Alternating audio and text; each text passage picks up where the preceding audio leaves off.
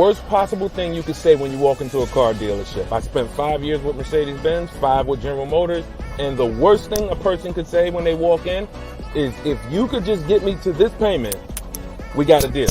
So your loan's probably still like 19, which means you got to pay to get out. You're upside down. It's called negative equity.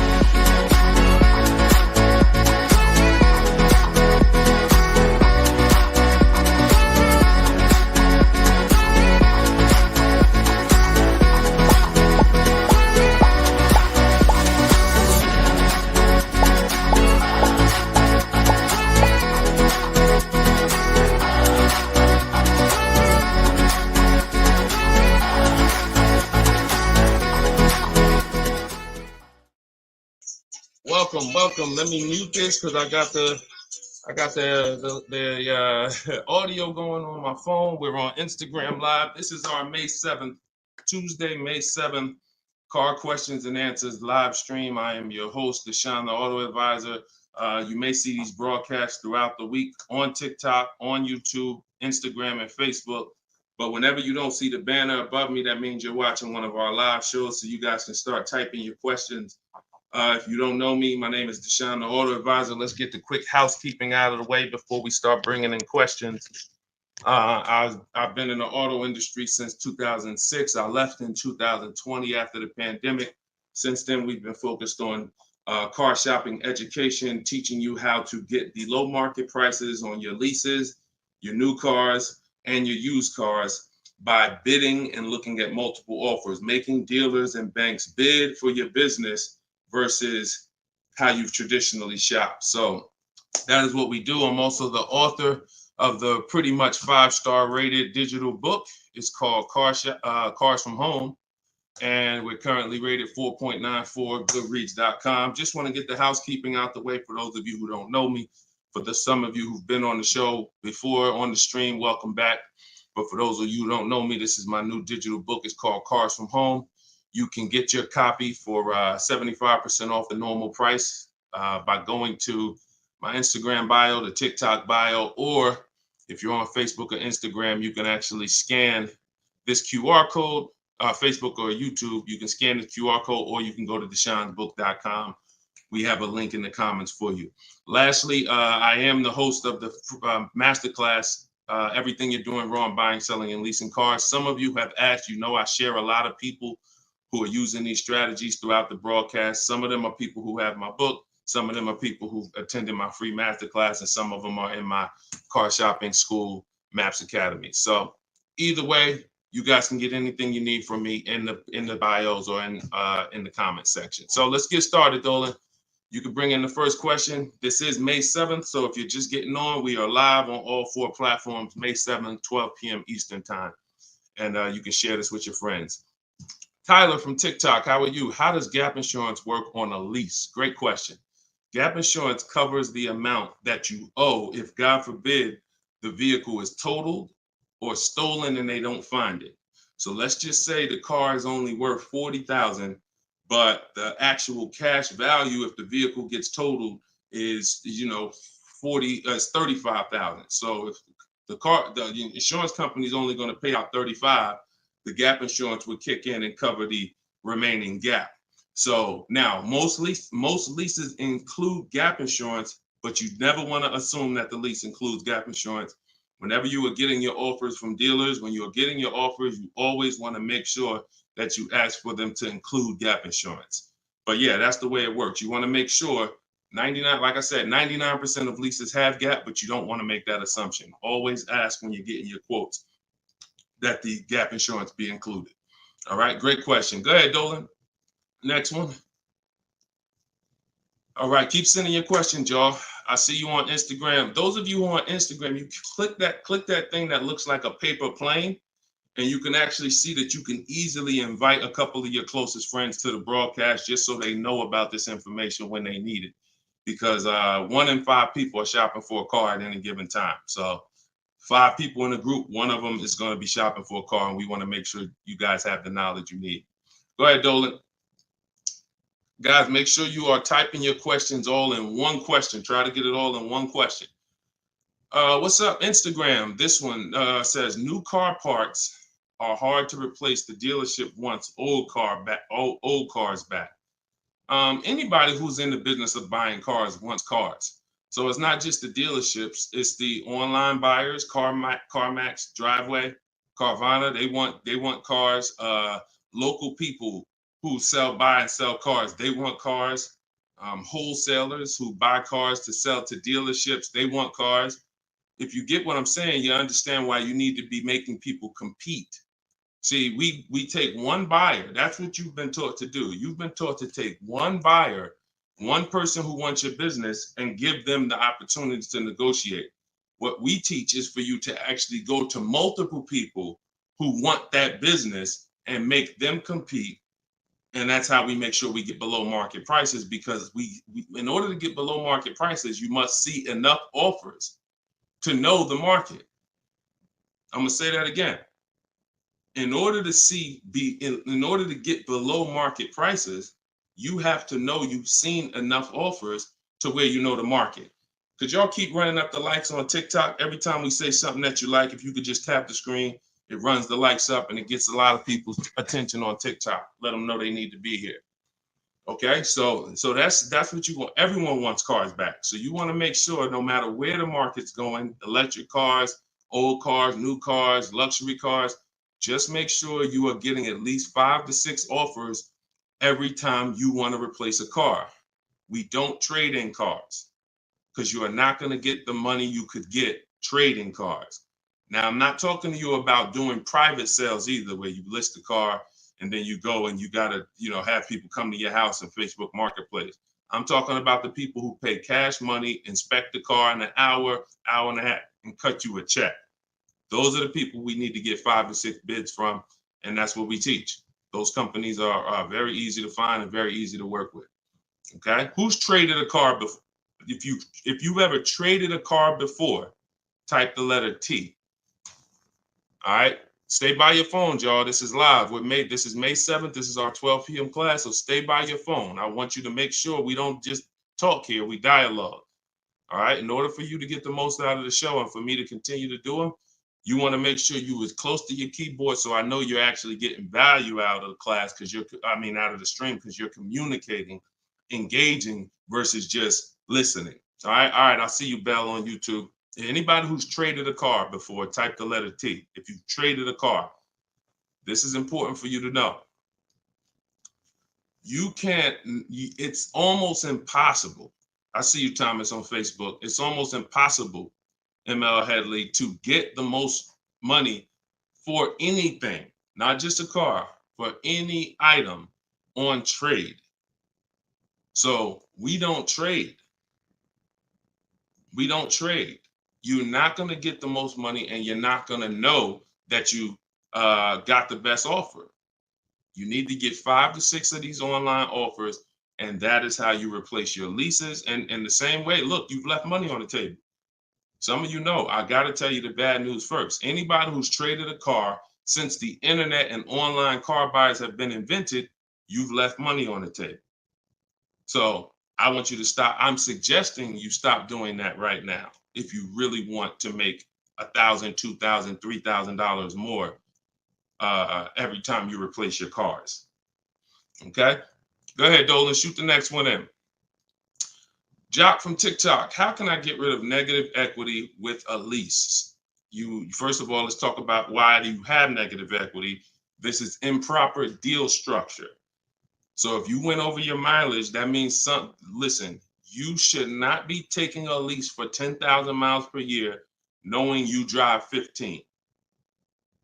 Because frankly, to go from 10,000 a year to 15,000 a year is only about $40 for most cars.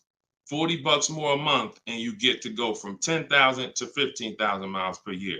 So it's no excuse that, taking less miles than you need and then having to deal with mileage penalties that you shouldn't have had in the first place. So we see. So our solution for negative equity is to always in most cases, to roll it into a lease, because the cause usually for negative equity is you buy your cars. Somebody told you don't lease, you listen to them, but you don't keep your cars long enough to outlive the depreciation. So you buy your cars and you replace them, usually by trade, in a short period of time, 2, 3, 4, 5 years, 6 years, and that's too short of a period of time to replace a car because of the depreciation. But with a lease, you should not have negative equity. Negative equity is something, you have a penalty because you don't owe. Negative equity means the object you owe a loan on is not worth that. So you owe 20,000, but the car is only worth 15,000. In your case, you have agreed to drive 30,000 miles over 3 years, but you're driving 40,000 miles. You drove 40. So you need to pay that penalty in order for you to go to the next car. Okay? It should have been in your lease to begin with because you pay less for it if it's in your lease. You pay probably 15 cents a mile. Where on a penalty, you're going to pay 25 cents a mile in a lot of cases. So what you want to do is you want to consider this. Staying in the car, waiting to the end of the lease, and if whatever your mileage penalty is, rolling it over to the next car as far as work your deal out. This is what I would be doing. One, I would do an equity assessment. Before we even talk about this, you need to do an equity assessment. The equity assessment is step 2 in my process. The name of my book is Cars from Home, 7 Steps to Saving Time, Money, and Avoiding Dealership. So it takes you all the way through the journey of getting your car from home while you are at home. So the second step, which is right after we decide whether we're buying or leasing, is we must do an equity assessment. Some of you, who has a car that they're going to be replacing to get a car? Type me. If you have a car, it could be a lease or it could be you own it, but you're going to be, next time you car shop, you're going to be replacing that car. Who's in that situation? Type me. Stay by your keyboards. Let's go. We're live. This is May 7th. Wake up, people. Wake up. School me. All right, me, I see you. All right. What's up? Y'all can we run the lights up on TikTok? Can we tap the screen? Can we tap the screen if y'all gonna spend time with us on TikTok, tap the screen. All right. Okay, let's go. Let's go. Come on, don't play TikTok. I'll close the broadcast. All right. Y'all not paying me nothing. Okay. So I'm asking you for a tap of the screen if you want to stay on with us. All right, we could definitely go TikTok. We could go Facebook, YouTube, Instagram. If y'all acting funny today, we got no problem. All right, I appreciate it. I see y'all now. I see the lights running up. All right, so if you have a car you're going to be replacing, then everybody who just said me, then the first thing, once you decide whether you're buying or leasing, is you need to do an equity assessment. So you're going to call your bank. If you don't have a bank, the car's paid for, then you can skip this step, but you're going to call your bank. You're going to find out what your payoff is. Once you find out what your payoff is, you're going to now, if you have a lease, you're going to ask them, do you have a third-party restriction? Now, once you make a note of those things, that's 4 different paths. See, I just talked to 4 different people. It's very important that y'all understand that I don't teach one size fits all car buying advice. So you got to listen closely to see, oh, is he talking to me? Oh, that's what group I fall in. So I just said, some of you are going to replace a car. You have no money you owe on it. You don't need to call your bank. Everyone else, lease or purchase or finance, you need to call the bank, and then you're going to ask for your payoff. Once you have a lease, you're going to do this next step. So some of you who don't have a lease, you don't have to do this step. Then you're going to ask, do I have a third-party restriction? And you're going to make a note of that. And you're going to put yourself into one of those 4 categories. Okay, this is broken down. This is step 2 in my book. So once you get that information, you're going to go online to CarMax, Driveway, Carvana, Kelly's Blue Book, Instant Cash Offer. Please do not come talking about what Blue Book says. Algorithms in this market mean nothing. The only thing that matters is cash offers. So you're going to go to these people to get your cash offers: CarMax, Driveway, Carvana, Kelly's Blue Book, Instant Cash Offer, Car Guru, Sell My Car, and Auto Nation, Sell My Car. That's 6 offers. And once you have those offers, you will know where your equity position is. You will know if you have equity in your vehicle. You will know if you have no equity in your vehicle. If you are leasing, then there is no such thing as negative equity. Because let's say your payoff is $20,000 and your highest offer is $18,000. You don't have negative equity. You don't owe that. That just means when you go to drop off your vehicle, you can't sell it and make money. That's what that means. Now, if you have a mileage penalty like this gentleman may have, that's different. But that's separate from the equity assessment process. You need to know, what is the asset that I'm driving? What is the asset, the car that I have in my possession, worth on the market? And what do I owe on it? And is there equity there? So that is the step you do before you think about shopping and getting offers, because we break our transactions down into 3 categories. Who we buy our car from, we're getting bids. Who we get our loan from, we're getting bids. And who we sell our car to, we're getting bids. So this is very important in our process of how we get below market deals from home. Okay, so do that step, Jock. And that's what and you go from there. Everything I'm talking about is in my new digital book, Cars from Home, 7 Steps to Saving Time, Money, and Avoiding Dealers. Shoot the next question in, Dolan. Everyone who wants your copy, you can get it for 30 minutes at 75% off. It's normally $97. So everyone who's gotten this book, and we've gotten close to probably 6,000 people at this point, the book is $97. But when you go to my bio now, or my Instagram or TikTok bio, you can get your copy for 75% off, which would be $24, but it's only for 30 minutes. If you're on Facebook or YouTube, just check the comments and go to deshonsbook.com. You got 30 minutes to get your 75% off. Okay, Tyler from TikTok, rolled over $14,500 from a trade into a 36-month lease. Payment only $54 a month. Is this a good strategy? Payments only $54 a month? What do you mean by that, Tyler? $54 a month. How could the payments be $54 a month? You need to know how much you're rolling over into the new deal, because let's say, for example, you have $14,000 of negative equity. Just that alone is $400 a month. Just the negative equity. So I'm trying to find out what you mean when you say rolled over 14.5 from a trip. Oh, wait a minute. I think I know what you're saying. You are essentially prepaying your whole lease. What he's saying is he's taken all of the car that he is trading, which I just told you how much I'm not a fan of that. But he's now essentially doing a one-pay lease, or you're doing a huge down payment. So this is very important. You could be about to really lose your shirt right here. This could be extremely bad for you. You need to make sure you check what I'm about to say to you. If all of that money is being treated as a cap cost reduction, which is essentially a down payment on a lease, let's just say your payment would normally be, matter of fact, let's do this math real quick. And this is why having a consultant and having an advisor and getting education saves you thousands of dollars.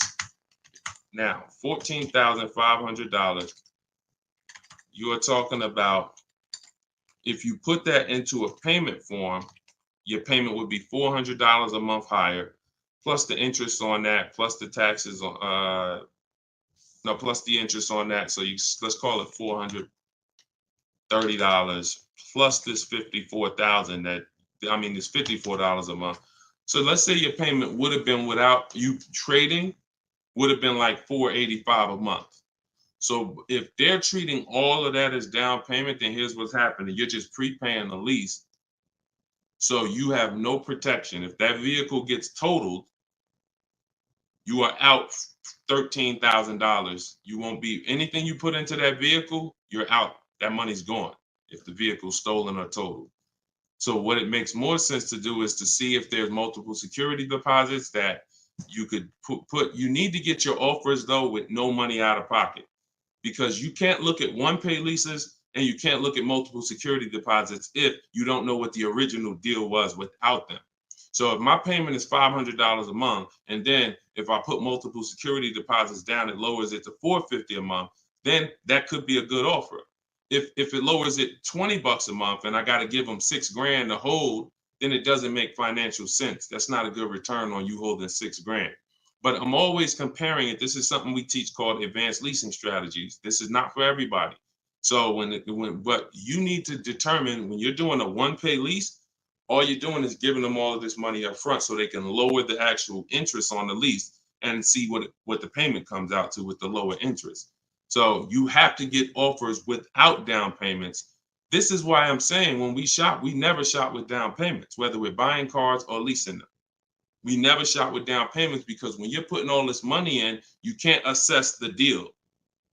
Because you don't know how much of this being a low payment is because I put all this money down. You need to know you have a deal before you consider what monthly payments is going to be. If I'm getting a lease and I shop my offers and my lease deal is under 1%, or my best offer is under 1%, no more than 1.5, somewhere in between there, I know I have a good deal, regardless of how much I'm going to put down. So, and when it comes to purchasing, I need to know people worry about the payment. Some of you are worried about the payment. You don't care about what you're buying the car for, and you're worried about the wrong thing because you're thinking about the loan you're getting. You're not thinking about the car you're buying. Before you think about, hey, what's a good payment on this car? No, the better question is, who's the dealer that's going to sell me that car for the lowest price? Deshone, I want to get this BMW 4 Series. What's a good payment on that? No, you're going to get a BMW 4 Series. Who's the dealer that's going to sell you that BMW 4 Series for the lowest price? If 20 dealers, if say 10 dealers have that car, $60,000 car, some dealers are going to sell it for 65, some are going to sell it for 60, some are going to sell it for 57. You need to get these offers before you worry about what the payment's going to be.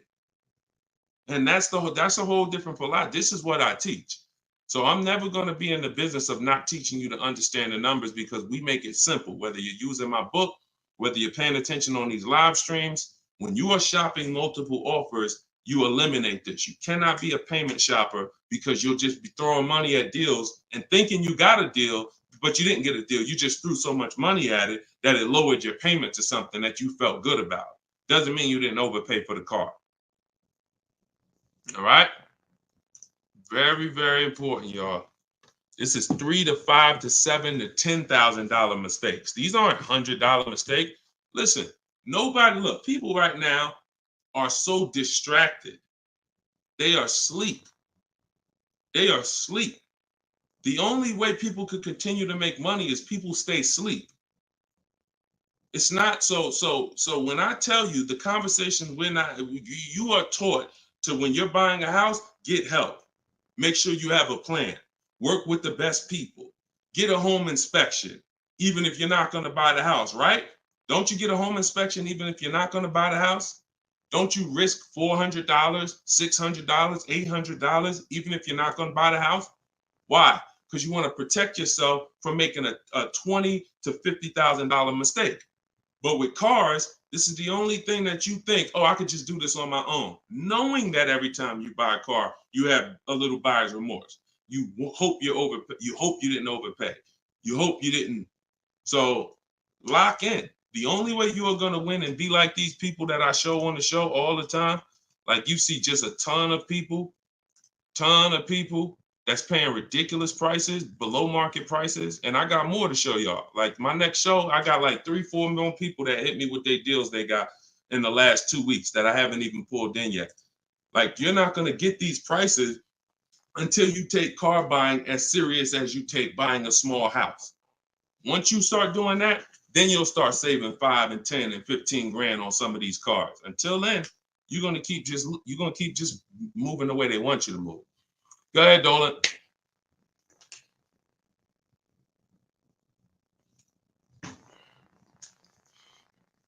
Is there any way to get out of a car with too much negative equity?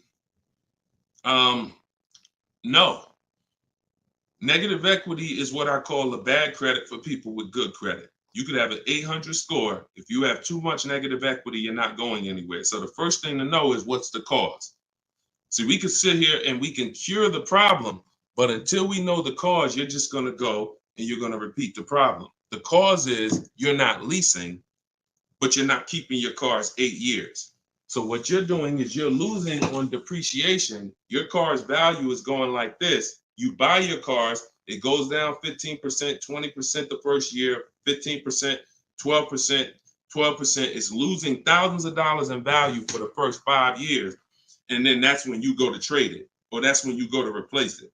So you don't keep the car long enough for it to start losing a little bit of value because somebody taught you you could just switch cars anytime you want. Buy them and switch them, buy them and switch them.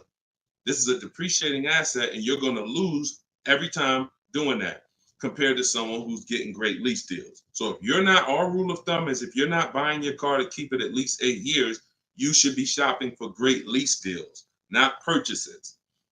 So you need to know the cause. Now, once a lot of you figure that out, that that's true, and you learn that all of this bad structure has cost you, you're going to lease. You're going to say, Deshone, I'm not keeping my car 8 years. I'm leasing my next car. If you don't have too much negative equity, then what you should be doing is trying to cover the difference. So you're going to do that equity assessment process that I laid out about 10, 15 minutes ago. You're going to do that equity assessment process. If you only have a $1,500 to $2,000, $3,000 difference between your best offer and your highest offer, I mean, let's say you owe 20 grand, but somebody's going to offer you 18, then I would pay off the difference all day long because I'm still winning with a bidding system on there. See, when you get bids, even when you have negative equity, that's still you're still getting the most money for the car you can get, which means your negative equity amount is going to be the lowest it can be. So you always want to explore if I could pay the difference between my highest online offer and my negative equity, that's the best. Because once you can't do that, now you eliminate the ability to be able to participate in a bid because you have to trade. This is the only time where we have to trade because you need somebody to finance that negative equity because you can't pay the difference. You don't have the cash to pay off the negative equity. See, if I know that I can cover my negative equity by selling the car to CarMax and I pay $2,000 and I'm out of it, that means now I can get bids for my replacement car, which is what we do. So I could get the lowest bid for the car I'm buying, the highest bid for the car I'm replacing, the lowest bid for my interest if I'm buying. Once I have to trade because I have too much negative equity, I can't do that. I can only get the bid for the car I'm buying, and then I have to ask that dealer to roll my negative equity into the car that I'm buying. And the problem with that is that dealer is not going to win a bid. So even though CarMax may have been offering you 18, that dealer may only be able to offer you 16. So what would have been $2,000 of negative equity is now $4,000 of negative equity. That's why paying the difference is always best if you want to maximize the deal and get below market deals. That's it. But if you have too much negative equity, you can't do that. Now, it's very important that you understand something regarding the car you're replacing your negative equity with, the next car you're going to buy. You can see Sean uses our bidding strategy. He's in our private group. For all of you who want to know about my private groups, and you have to attend, there's people who ask me, who are these people? You must attend my masterclass in order to be eligible to be in our educational course. So this is but what it is my book in video form with coaching. So the 7 steps are the same. Those of you who are using the book to get to your goal, use the book. It's just different ways of learning. So anyway, you can see Sean here he got his bids and he found a car that had a $15,000 rebate. He didn't know that, a $15,500 rebate. So if Sean wanted to bring negative equity over to this vehicle, he's buying the car so low with all the rebates, he could bring over 5, 10, 20 grand of negative equity, and he's still going to be able to do it. Because as long as you're getting a big discount, you actually can, the bank is not going to lend 25% more than like 25% more of the car's value. So you can't slap 10 grand of negative equity on a $30,000 car. And the bank is going to look and say, why would we lend $40,000 on a car that's worth $30,000? there's something called loan to value ratios. It's in all forms of lending, loan to value.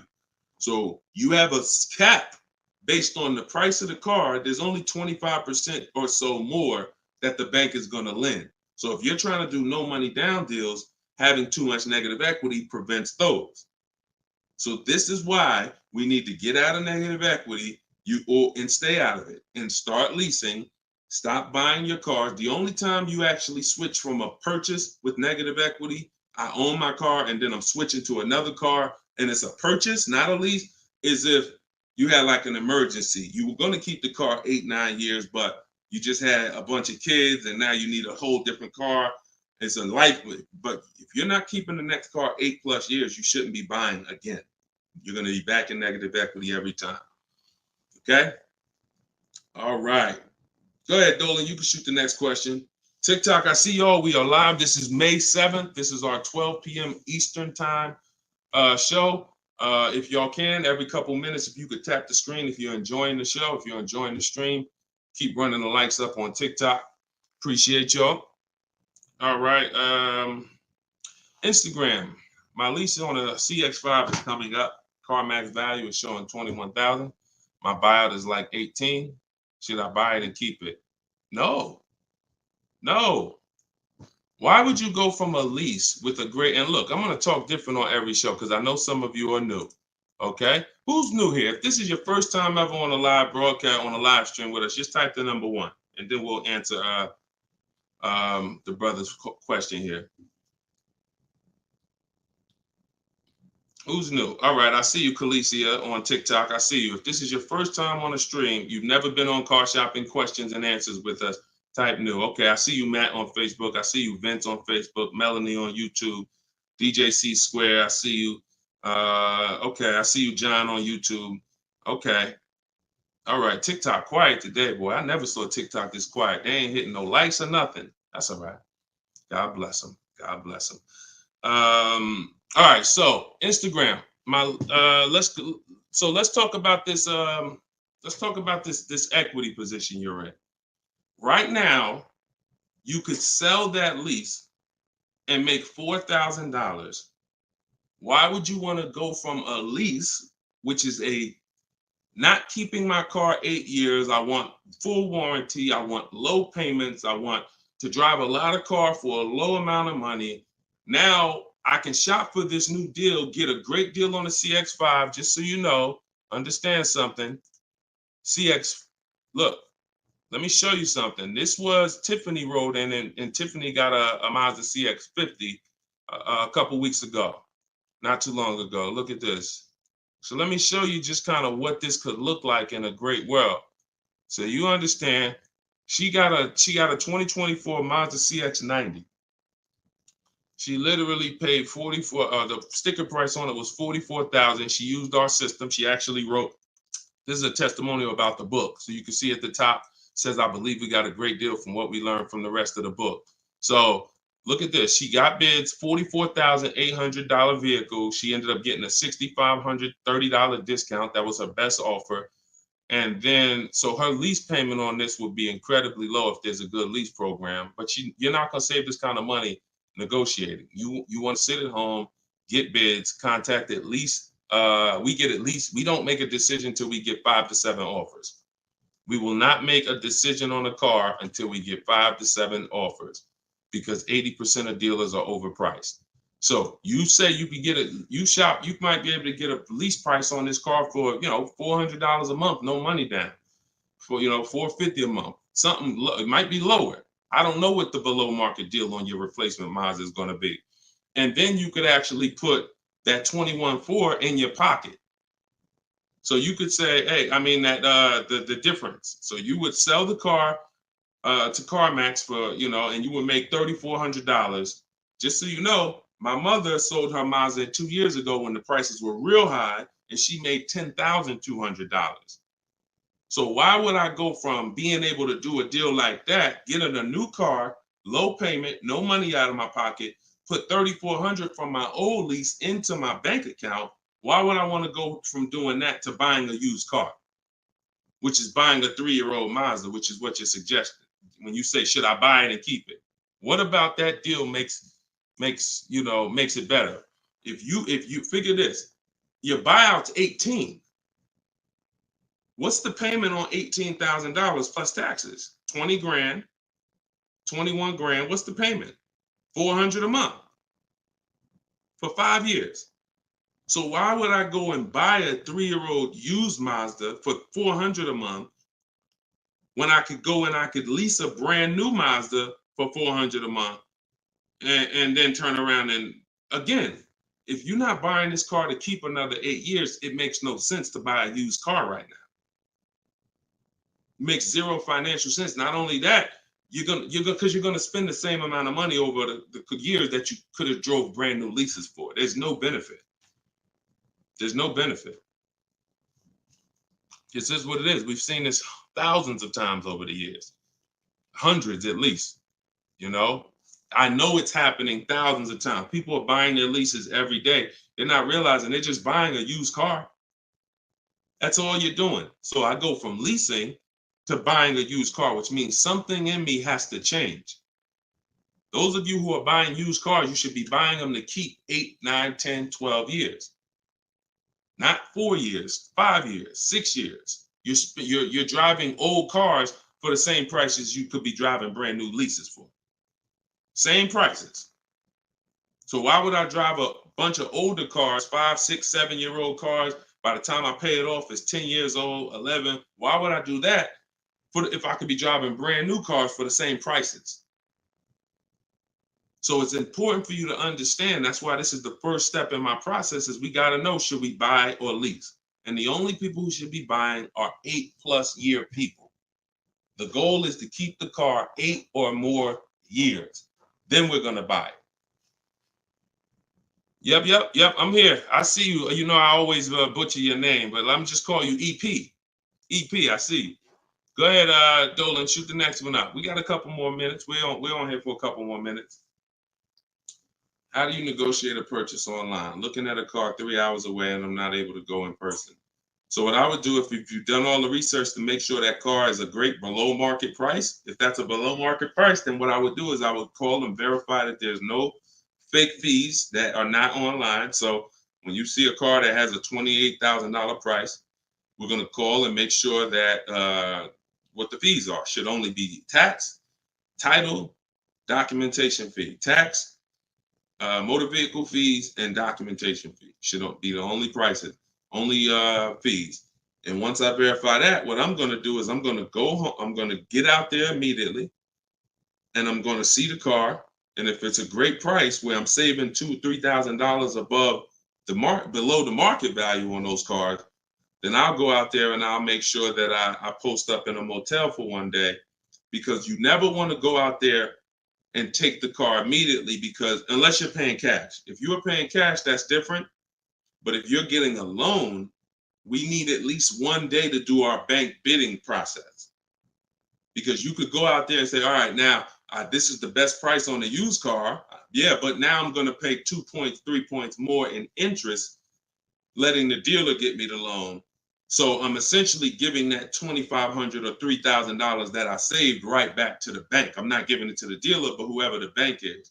So we always need one day to come home, let banks and credit unions bid so we could get the lowest interest rate. And then we call that dealer and we let them bid against it. But that depends on how you're going to pay. But that's the process. You get out there, you test drive the car. That's why all of our used car research is done from home. All of our used car research is done from home. By the time we get to the dealer, the only thing we're doing is going there to test drive the car and lock up the deal. The prices we've already verified is the lowest prices in the market. So once we verify there's no bogus fees, that's our process for wrapping up the deal. That's right, man. You know I'm always watching and unlearning and relearning, boss man. Appreciate you. I appreciate you, EP. Always a pleasure. All right, go ahead, Dolan. Yeah, some of you are looking for your used cars locally. There's no way you're getting the best prices. If some of you are looking for your used cars 25 miles, 50 miles, 100 miles, There's no way you are getting you're getting below market prices. That's just not enough inventory to look at for you to see. You know, oftentimes it's literally a dealer that's an hour, 2 hours, 3 hours away who may not be in the city. They don't have the traffic that that person has, and oftentimes they'll have a below market deal because of their particular circumstance. So if you're just shopping 10, 25, 50 miles outside of your radius, that's just not enough of a radius to get the below market deals. My brother leases up. He's over miles. Equity assessment. That's it. I just went over that about 20 minutes ago. I can't go over it again because there's people who watch the stream and it's not fair to them. But we do have this stream on replay. If you go to YouTube or if you go to my Deshone the Auto Advisor Facebook page, and you can find the section that I did only on that. Okay, it's called the equity assessment. We had another person on here that's over miles. And, you know, once you do that equity assessment, then you want to weigh that, compare that to what the mileage penalty is. Because some people, the mileage penalty is only going to be $750, $1,000, $1,500. You could have that rolled into your next lease offer. You know, what you do is just negotiate your best lease offer and then say, hey, look, I need you to cut a check for, you know, $1,500 to my old lease company. Now that's going to raise your payment. So if I got a below market deal, let's say, give you an example. Let me show you with a real life example. So, you know, so Charles, let's say Charles, he gets his Hyundai Palisade, he gets it for $597 a month, but he has a mileage penalty of, you know, $1,500 that he needs. This dealer who won his business, he needs them to pay that to his old lease. So they're going to cut a check for $1,500, but that payment, that $1,500 now goes into his new deal. So it's just like negative equity. It's going to raise your payment up, which is why we bid this out and we don't bring stuff over. We don't bring mileage penalties over until we have already found the dealer that we're going to buy our car from, because they've given us the biggest discount. But yeah, that's what you would do. And whatever the mileage penalty is, you're adding it to your next lease. So you're paying it either way is the point. You're not getting out of a mileage penalty. It's just all about and the only way you can get out of it is if you sell the car. So that is how you get out of it. Because when I sold my Jeep Grand Cherokee lease, I was over miles by probably, I think I had 42,000 miles on it, and I contracted for like 39. But that's because I extended the lease. And when I extended the lease, I was doing more driving, and I just said, you know, I knew I had so much equity in the car, because again, that's when cars were worth literally $7,000 to $12,000 more all through the pandemic. 2020, 2021, 2022, we had people cashing out, making $8,000, $10,000, $12,000. Some of you might have saw some of our videos and used what we were teaching then. So once you you know, do that, that's the only way you get out of a mileage penalty is you sell the vehicle, and then it's all whole. But if you're not doing that, that mileage penalty is going to be paid. It's just what I just told you is a way to get the deal done without having to pay the mileage penalty out of your pocket. You're rolling it into your next deal. All right, go ahead, Dolan. All right, y'all, this is our Tuesday 12 p.m. stream. We're on here for a few more minutes. Keep your questions coming. Try to get to as many as we can. Everything I'm teaching y'all, if you guys do not want to remember this, if you're like, Deshone, I want something where I can see step-by-step your plan, you want to go to deshonesbook.com. We got the banner on the screen. If you're watching us on TV, you can scan the QR code with your phone, and you can get my new book. It's a digital book called Cars from Home, 7 Steps to Saving Time, Money, and Avoiding Dealerships for 75% off. So you'll get it for $24. You won't pay the normal $97, but it's only for 30 minutes, okay? After 30 minutes, it's normal price. You guys that are on TikTok, you can get yours in my TikTok bio. There's a website there, as well as in Instagram, my Instagram bio. All right, get your 75% off if you don't want to get it, if you don't want to remember any of this. All right, so Guitar Jams, YouTube, what's the best price to negotiate over sticker price? For example, a car is a $26,000 sticker, but I'm only wanting to put $27,000 in cash. Is $1,000 difference enough to avoid all BS fees? See, that's a problem. See, let me show you how you're actually hurting yourself by doing this. you're not getting bids. You're not getting multiple offers. If you're looking at a new car like this, a $44,000 car, you go in and you assume what a good deal is going to be. We never assume what a good deal is going to be. We have to reveal what a good deal is by getting multiple offers from home. So we sit at home. In my way, we use the computer and we're going online and we're going to dealers' websites. I have scripts in my book. So all you're doing is copying, pasting my scripts to use this. Now, if you're doing it your way, you just want to make sure your goal, you could do it by phone. I don't care how you do it, but your goal is to get 5 offers, because until you get 5 offers on these new cars and on these leases, you're not going to ever know what the best deal really is, because 80% of dealers are overpriced. So when you look at something like this, if you said, okay, $44,820 car, like the one I got on the screen, if you went in there saying, well, I only want to pay $46,000 all in, look at what she paid. She paid net $40,300.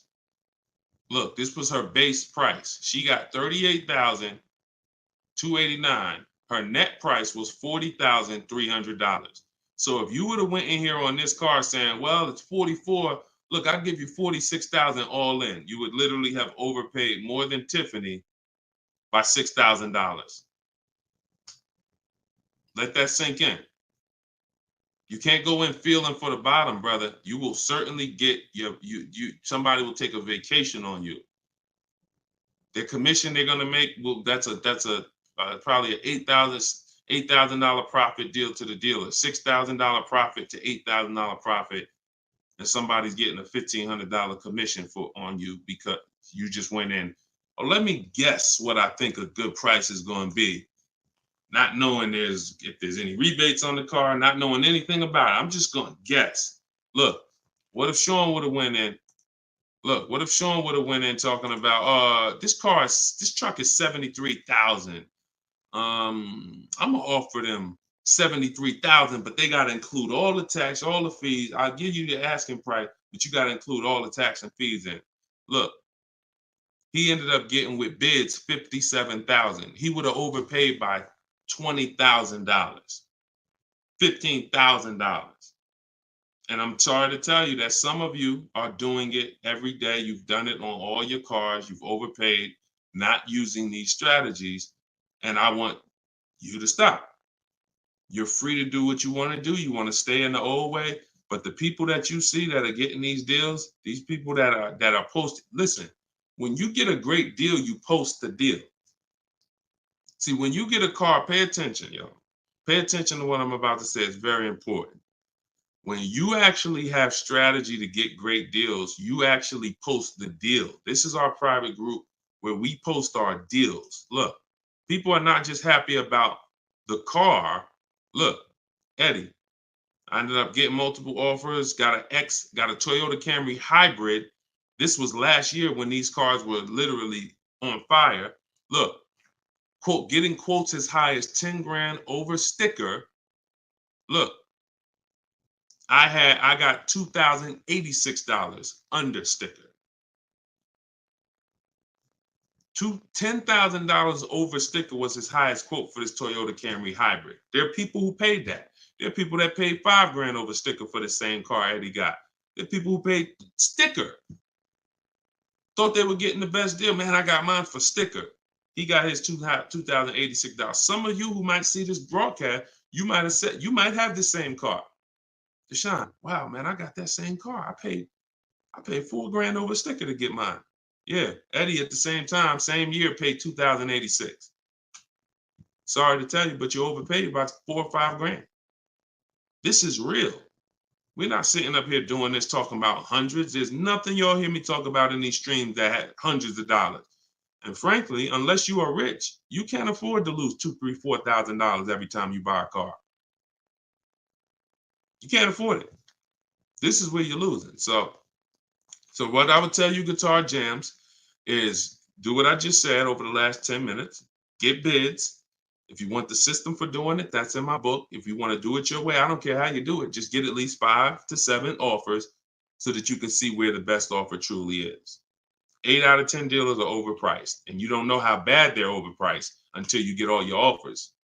10 grand overpriced, 5 grand overpriced. All right, go ahead, Dolan, shoot the next one in. Great question, though. Can you get a deal when you build your own car? Absolutely, Sherry, but you want to get those offers before you agree to buy something from anybody. So if I'm ordering a car, I'm getting 5 offers, 10 offers. I'm getting 5 to 7 offers, not 10 offers. See, in my book, I have a process called the 25 to 5, where we connect with 25 dealers online in 20 minutes. And our goal is to get 5 to 7 offers in 48 hours. So once that happens, we don't order a car until we verify the car doesn't exist in the market. See, because when you walk into a dealership or call 2 dealerships and they say, oh, we don't have that car, but we can order it for you. Now, what are you doing? You only talk to 2 dealers. What about in the 25 dealers that we talk to? What if 7 of them or 10 of them have that car? So you just talked to 2. Now they got you ordering a car. We don't order until we talk to these 25 dealers online and they tell us, hey, nobody has it, or it's only 2 out there, then we might order. But that car could be sitting right around the corner from you, or 30 minutes away from you. People could have 5 of them. An hour away from you, people got 3 more of them. But because you're just local, you think, oh, I need to order this. We don't order until all of those dealers tell us we don't have that car. And then when we send out our order request, we're getting quotes from all those dealers. So we're getting probably at least 10 offers. When we go to order, we're probably getting 10 offers because all of those dealers we've already been talking to. And any of them could order us a car. I had a young lady 2 years ago, no, last year, the new BMW came out, the new BMW X4M, and she got quotes. And to order, nobody wanted to give her below sticker price. Some were higher than sticker. The person who won the bid was giving her 3 grand below sticker. But the car had a bad lease program though, so she ended up not getting it. But 3 grand below sticker. If she was purchasing that car, that would have been a ridiculous deal. Brand new BMW, new body style, 3 grand below sticker. But that's bids. And we do that in 45, 60 minutes. Before you even get home from the grocery store, we already got the bids, and we're not putting in 60 to 90 minutes to get this done. So my process is not just money, it's time.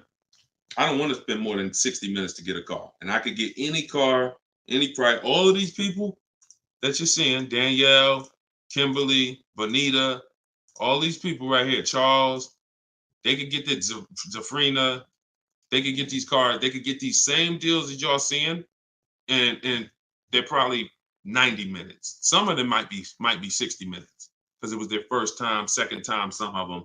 Second time you get it, you're probably 60 minutes because it's a repetitive process. Getting a car, getting these bids is so repetitive, you'll see. This is what I should have been doing years ago. I don't know why. So easy. All right, go ahead, Dolan. Shoot the next one in. What's up, Sus? Ralph Morales. K. Michelle, I see you. That's not the K. Michelle, I know. What's up, John? I see you. Steps if the lease has a third-party restriction. So if the lease has a third-party restriction, we're going to get bids from whatever dealerships make the car. So if there's a Nissan and I have equity, if I have $2,000 or $3,000 or $4,000 in equity, then what I'm going to do is I'm going to call and I'm going to get bids from the local dealers, because a third-party restriction means that it doesn't mean you can't sell the car. It means you could only sell to a local dealer who makes the car. So we still get bids. We get 3 to 5 offers from used car managers. And whoever makes us the best offer gets the car. And then they'll cut us the check for any equity that's in the car. But we always need to get the offers online, because that's going to tell us if we should even be pursuing. If we don't have any equity, or it's at a break even online, there's no reason for us we don't have any equity in the car. We're just going to return the lease. But the process of doing this is to prevent what a lot of people have done. You dropped off your car 2020, 2021, 2022 at a dealership. If you dropped your old lease off and you didn't do an equity assessment, chances are you gave up a lot of money. And some of you are like, well, Deshone, I did that. I gave them back my old car, but then they gave me a great deal on a new one. You have no idea how much equity they used out of that car or how much they kept. It was, like I said, my mother had $10,200 in equity. She could have literally, they could have gave her, if we would have went into a dealer, they might have gave her 4,000 of the equity and kept 4,000 if we were lucky. So, doing an equity assessment before the lease in process is to prevent giving away any equity when we drop off our lease. All right, go ahead, Dolan.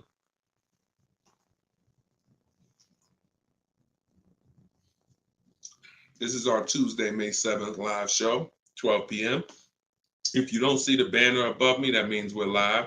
So you can type your question. Dolan will bring them in. We got another couple minutes.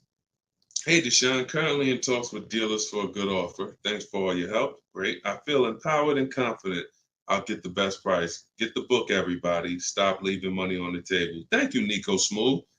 See, it's empowerment. It's the only way to feel empowered. You are not going to feel empowered going and negotiating with a car salesman. Anytime you're working with us, it's already set up for you to leave, not able to guarantee you got the best deal. Nico Smooth, he's going to guarantee it. I don't know if that's a woman or man, but they're going to guarantee it because they're getting offers. They're getting offers. If you had to buy a 100-inch TV and you just went out right now in the first store you found that had one, you just paid it. Or you looked and said, man, I think that's a good price. 100-inch, man, that's only, $900. I feel like that's a great price. Meanwhile, you didn't look on Amazon. Amazon had a better brand for, $200, $300 less. Or Amazon had the same brand, or Walmart had a better brand for $300 less, or Best Buy. These are the same principles. It's impossible for you to go into a car dealership and get a good deal and you don't know the market. The market you only know through getting offers. Once you get the offers, you see what the best market prices are and you pick the lowest one. That's how you get the below market offer. So I'm glad, Nico. Enjoy, and definitely send us your success story. Just like Tiffany did, email me a success story when you get that offer and you close that deal out. Way to go. Go ahead, Dolan. What's up, Todd Billions? Do you need to check dealers in other states? I live in Florida. Depends. We will go with, all right, so some people will do my strategy is called the 25 to 5. We're connecting with 25 dealers online. Some people, they do it through offers. If the state is not too big, maybe their 25 dealers is all, if their state is really big, maybe the 25 dealers are all in the state. But some people, they might only have 12 dealers in their state, and so they're going across state lines, and that's very common.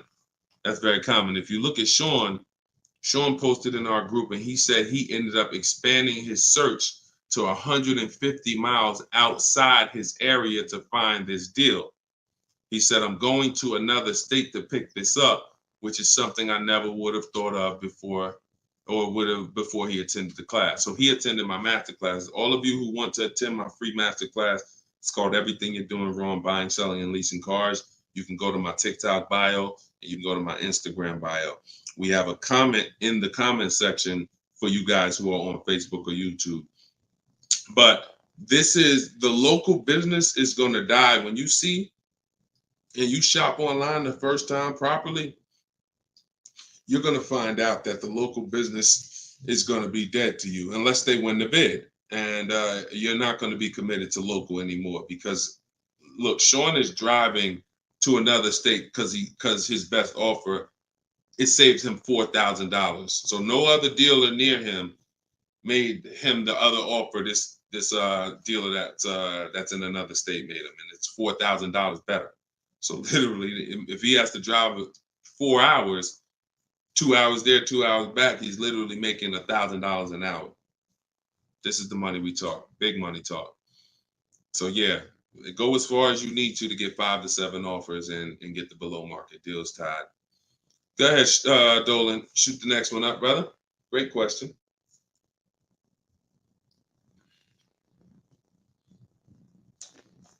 This is Charles Harris on YouTube. How are you? Hey, Deshone, why you don't have PayPal for a payment method? Um, that's a great question. We've used PayPal probably twice since we started our company in 2021. We just found that Stripe was a better company to work with for the business. We do have, I believe we have Klarna. So for those of you who are familiar with Klarna, they'll let you break up the payments interest free. For the book or any product we sell, we make Klarna available for the last year. But PayPal is just a little different to work with. We've enjoyed working with Stripe. So hope that helps. Go ahead, Dolan. All right, we just hit the hour mark. Got a couple more. Try to take a couple more before we wrap. Lenice from Instagram. By the way, everybody, if you just jumped on, this is our Tuesday, May 7th, rather, 12 p.m. live. So we are live. So feel free to ask your questions. If you don't see the banner above me, then that means we're live and you can type your questions. Is purchasing a car from Enterprise Car Sales a good idea? If in order for me, when we're shopping for used cars, like I have this used Infinity truck. We got it a year ago. It was 2020, so it was 3 years old. When we found that car, when I narrow it down to my top 3 to 5 used car options, they have the best title histories, the best service records, the best accident records. They're the best price in the market. They're below market. And then I verify what the brand new price was, because you can't know a car is great until you know the new car price. Because if a car was 50,000 and they're asking 30, that's different than a car that was 55,000 and they're asking 30. The $55,000 one has more value, has more equipment, more options, so it's a better value. So it's impossible to get a great deal on a used car without knowing what the original price was. So you might have picked a car that's, this one is 30,000, but again, the original price was 50. Meaning another one might be 31,000, it's $1,000 more, but the original price was 55 or 57. So you got to know what was in the new car price to be able to compare when we're getting. So if I narrowed it down and that Enterprise car was in that bunch, I'm not opposed to it as long as it has great service records, great accident history, great title records. But the title is going to show as a rental. So when I say great title history, you got frame damage, you got salvage titles, you got rebuilt titles, cars that have been totaled, rebuilt. You have different forms of title: personal lease, personal vehicle, corporate lease. These are all different categories of title. So if you get one that has a rental, then that price needs to be considerably less than the other cars on my list. That's the only way I would look at it. Great service records, great accident records, and then compared to the other cars in my bunch, it's got to be $2,000 less than them. $1,500, $2,000 less. So that's the only time I consider it. Go ahead, Dolan. Now, the way we shop for new cars and leases in my book, and the way I teach, is the 25 to 5 strategy. That's when we're connecting with 25 dealers online to get 5 to 7 offers, 25 to 5. When we shop for used cars, we're using my multiple marketplace strategy. So we're going on every marketplace that has used cars, 8 of them: CarMax, Carvana, Driveway, eBay Motors, Car Gurus, Cars.com, Carfax.com, Autotrader.com. We're going on all 8 marketplaces because these marketplaces have different prices, different inventory, and that's how we shop it, and we narrow it down from there. All right, Fo from TikTok. Best way to trade a vehicle and not be upside down. We already had 2 questions about negative equity. So what you want to do, Fo, is either go to YouTube and go to Facebook. The replays are there once we end the show. Just find somebody who had that same question. Somebody asked about replacing a car that they had negative equity on. Upside down, negative equity, same thing. just two different terms. Go ahead, Dolan. Everybody getting value out of the show. If you're getting value out of the stream, type $signs, type a $sign. If you're getting value out of the stream, type a $sign. All right, everybody getting value? All right, I see you. Perfect. Good. Good. I see you, John. I see you, Tracy. All right, I see you, Sterling. Yep. I see you, Charlene. I see you, EP. Perfect. Glad everybody's getting value. Charlene said, thanks for the education. I just finished the first read of your book. Now I will start the process to buy a new car following the 7 steps. Congratulations, Charlene. Way to go. Now, some people choose to go the book step by step. So the last step that Charlene just said, step 7 is delivery. So you're not really getting, some people do this. And I can't, it depends on how you learn. The book is set up in a way where everything I teach is set up in a way when y'all hear 7 steps, it's set up where if we talked on the phone, I would be saying, do this first, call me back. Do this second, call me back. Do this third. And then by the time we get to step 7, we're setting up for delivery or the pickup of the car. So some people never read the whole book. They just do 1 step at a time, and they never see step 7, me congratulating them for delivery until they are at that step. Some people read the book straight through and then come back and do the steps. So whichever way you decide is up to you. The quickest way to your car, the quickest way is to just do 1 step at a time and then not read forward until you get to that step. But everyone learns different, and everybody, that's just if you want the quickest way, you want to get a car in literally 48 hours, don't read the whole book. Read 1 action step at a time, cross it off the list, and get it done. And then you'll have your car in 48, 72 hours. Okay, go ahead, Dolan. TikTok, using your book, all of these lease prices I received are too high, over 1.5%. Next step. Well, as I mentioned, once you get 5 to 7 offers, that means that car has a bad lease program. Not the brand, the car. So that Jaguar has several cars. That particular one, and it could be that trim level, has a bad lease program, in which case I always say with leases, we want to have at least 2 to 3 options, because we cannot control the lease program. So whatever the dealer was, so if you see a 1.5% lease, 1.6, 1.7, 1.8, 1.9, then that 1.6, that dealer's beating everyone else. They're selling you the car less than everyone else. But if they're at 1.6, then that means their lease program is bad. That's why we always get 5 to 7 offers.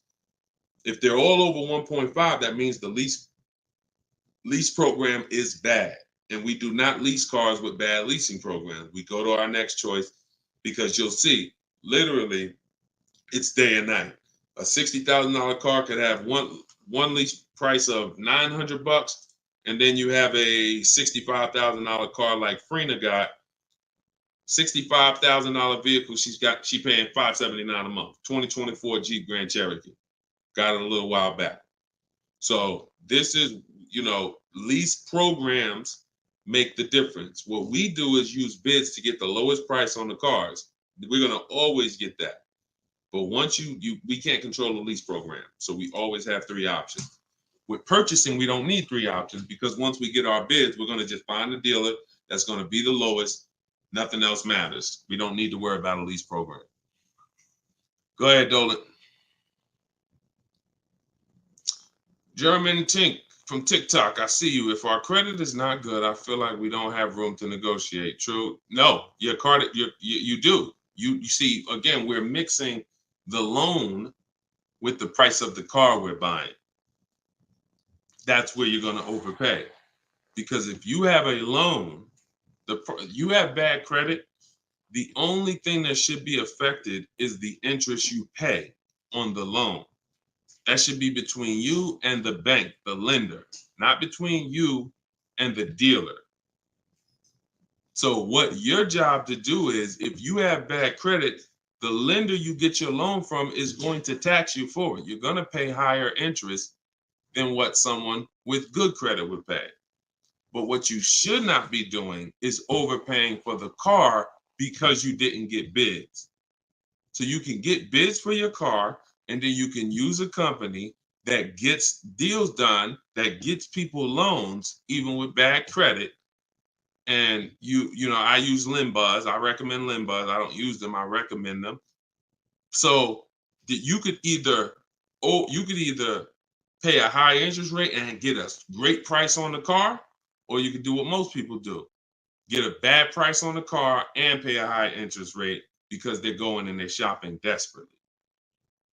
So in my process, we would get with Limbuzz, get our pre-approval with Limbuzz, and then we would go and we would shop and get bids to make sure we're finding the lowest price on the car. See, once you learn what we're doing and you start doing what I'm telling you, using what we're talking about here, you're going to see the car price is independent from the loan. You've been taught to focus on the loan, which is how much my monthly payment is going to be. Oh, am I going to not be able to negotiate? The car's price we're negotiating has nothing to do with the loan we're going to use to buy it. Okay? So everything that I taught from today, guys, is in my book. It's my new digital book. It's called Cars from Home. You saw it if you were here earlier. We're rated 4.94 on Goodreads.com.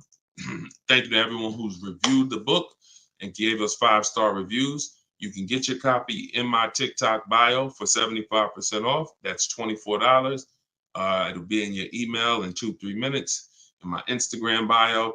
But don't let that timer run out, because then the price does go back up to $97. You can get yours for 30 minutes. And the same thing online here on YouTube, Facebook. We have the banner here. You can scan this QR code with your phone if you're watching us on TV. And this is what we do, y'all. We do these shows throughout the day. You can see on what time we'll be live. So we'll be back for the next one shortly. And make sure when you see us, you hop on and ask your questions, all right? But let's go get these deals.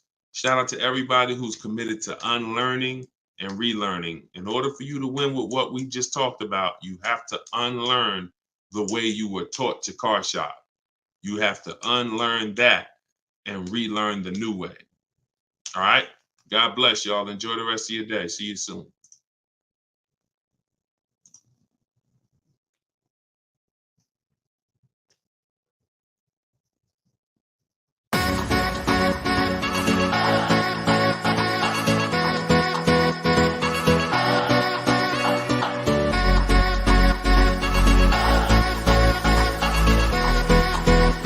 The worst possible thing you could say when you walk into a car dealership. I spent 5 years with Mercedes-Benz, 5 with General Motors, and the worst thing a person could say when they walk in is, if you could just get me to this payment, we got a deal. So your loan's probably still like 19, which means you got to pay to get out. You're upside down. It's called negative equity.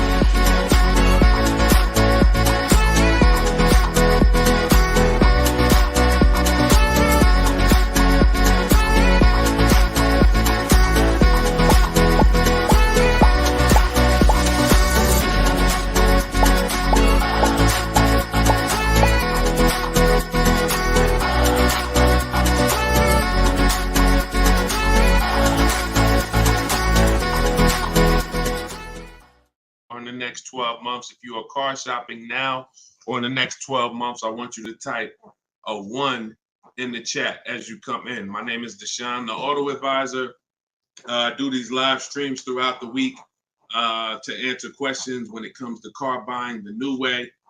We've been doing this, helping people really since 2021 through education. And so we teach an entirely new way to car shop, a way that has worked for thousands of people before you. And I do these live streams so that you can ask your car shopping questions, and we can try to get you the answers that you need to help you get below market prices, which is the only thing we settle for. So thank you to the people who are tapping the screen on TikTok, running up the likes. I appreciate it. We have Dolan moderating in the back, so you guys can start typing your questions. Everything I'll be talking about is out of my new digital book. It's called Cars from Home, 7 Steps to Saving Time, Money, and Avoiding Dealerships. Thank you to all who have reviewed the book on Goodreads, putting the review page up now.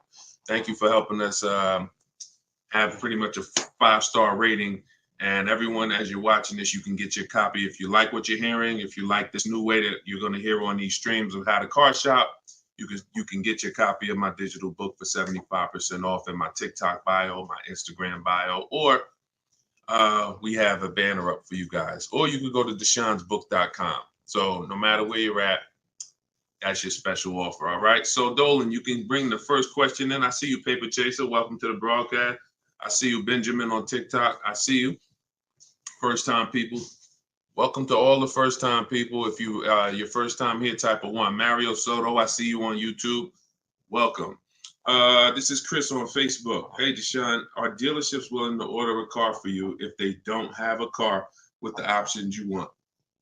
Everyone is usually willing to order a car because every dealer can order. But you want to make sure whenever you're getting an order quote, you're getting at least 5 offers. 80% of dealers are overpriced. So you want to make sure you're always getting on a brand new car 5 offers. And then you'll see how different they are. I had somebody who, I think we're on episode 17. This is episode 17 of Car Shopping Questions and Answers. So on last episode, I spoke about a young lady who ordered a BMW when it first came out last year, the new body style new body style X4. And through bids, she saw multiple offers. Most dealers were charging her $2,000 over sticker price. But once she got her 5 offers, at least 5, she probably got set 5 to 7. Her best offer was $3,000 below sticker. So I always say when you're shopping the right way, it should be a $3,000 to $5,000 to sometimes $7,000 difference between your best offer, which is the below market offer, and your highest offer, which is, the highest of all the other offers. So that's when you know you're shopping correctly. So make sure when you're ordering, you're following that model so you can make sure you're getting your best price. And you do this right from home. You could do it by phone, or you could do it my way, which is using the dealer's computer, the dealer's websites. We do copy and paste models to get quotes directly with dealers, speaking with them on their website. So as long as you do it, that's all that matters. All right, great question. Shoot the next one up, Dolan. Let me open up my phone on Instagram. My phone battery is low, but hope. Okay. Yes, everybody. This is our Tuesday 7 p.m. live stream. So this is live. Whenever you guys don't see the banner above me, then that means we're absolutely live, and you can ask your questions. We rebroadcast these streams all through the day. So you can send your friends, family to them. But whenever you don't see the banner above me, that means we're actually live. So you can ask questions. Okay, go ahead, Dolan. This is from TikTok. I need a new truck. Any advice? Or the first thing, all right, I'm getting ready to tell you the first thing you think about when you are in your position. And this is the first thing that all of you should have thought about. If you haven't thought about this yet, you've already skipped something that is very important. The first step in my process is always to ask ourselves the most important question. Does anybody know? I know we may have a lot of new people on here, but does anybody know what the most important question is? It's probably going to take you too long to type it. So I just want to see if anybody knows what the most important question is. I'll give you guys maybe 5 to 8 seconds to chime in some answers. Can I afford it? That's a good one, but no, that's not the most important question. That comes a little later in the process. Come on, Benjamin, Charlie. Am I keeping the car 8 years? My man, way to go right there. DM me, man. I'm gonna get you a free copy of my book because I like that. All right, that's the most important question.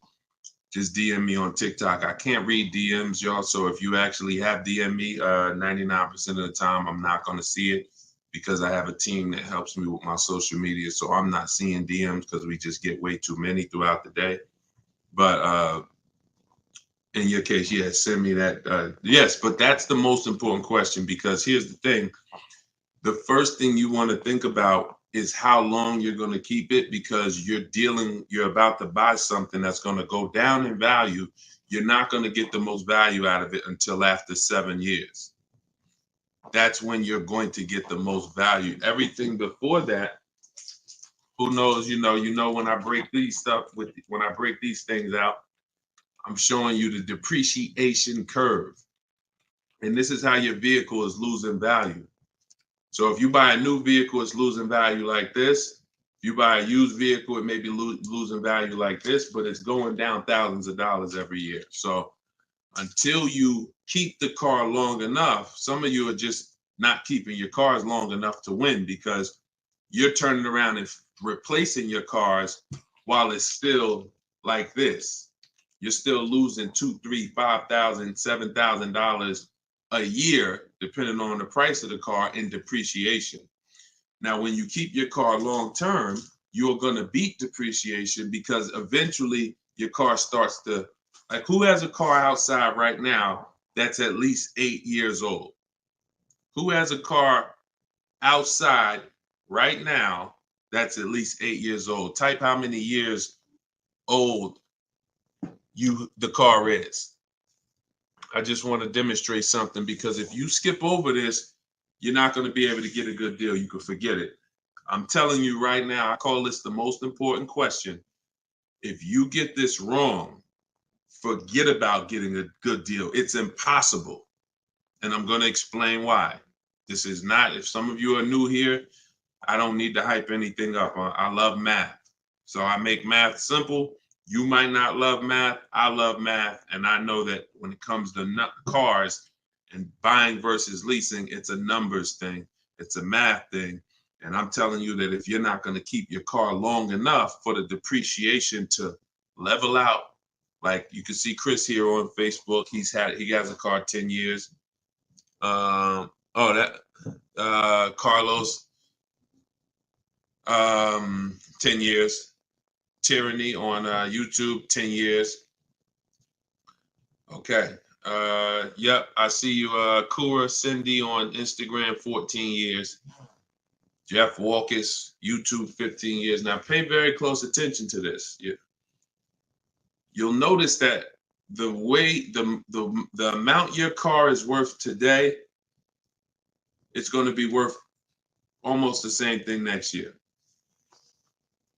It's going to be worth almost the same thing next year. If your car right now is worth, if it's 9 years old and it's worth $8,000, a year from now it's probably going to be worth $7,600.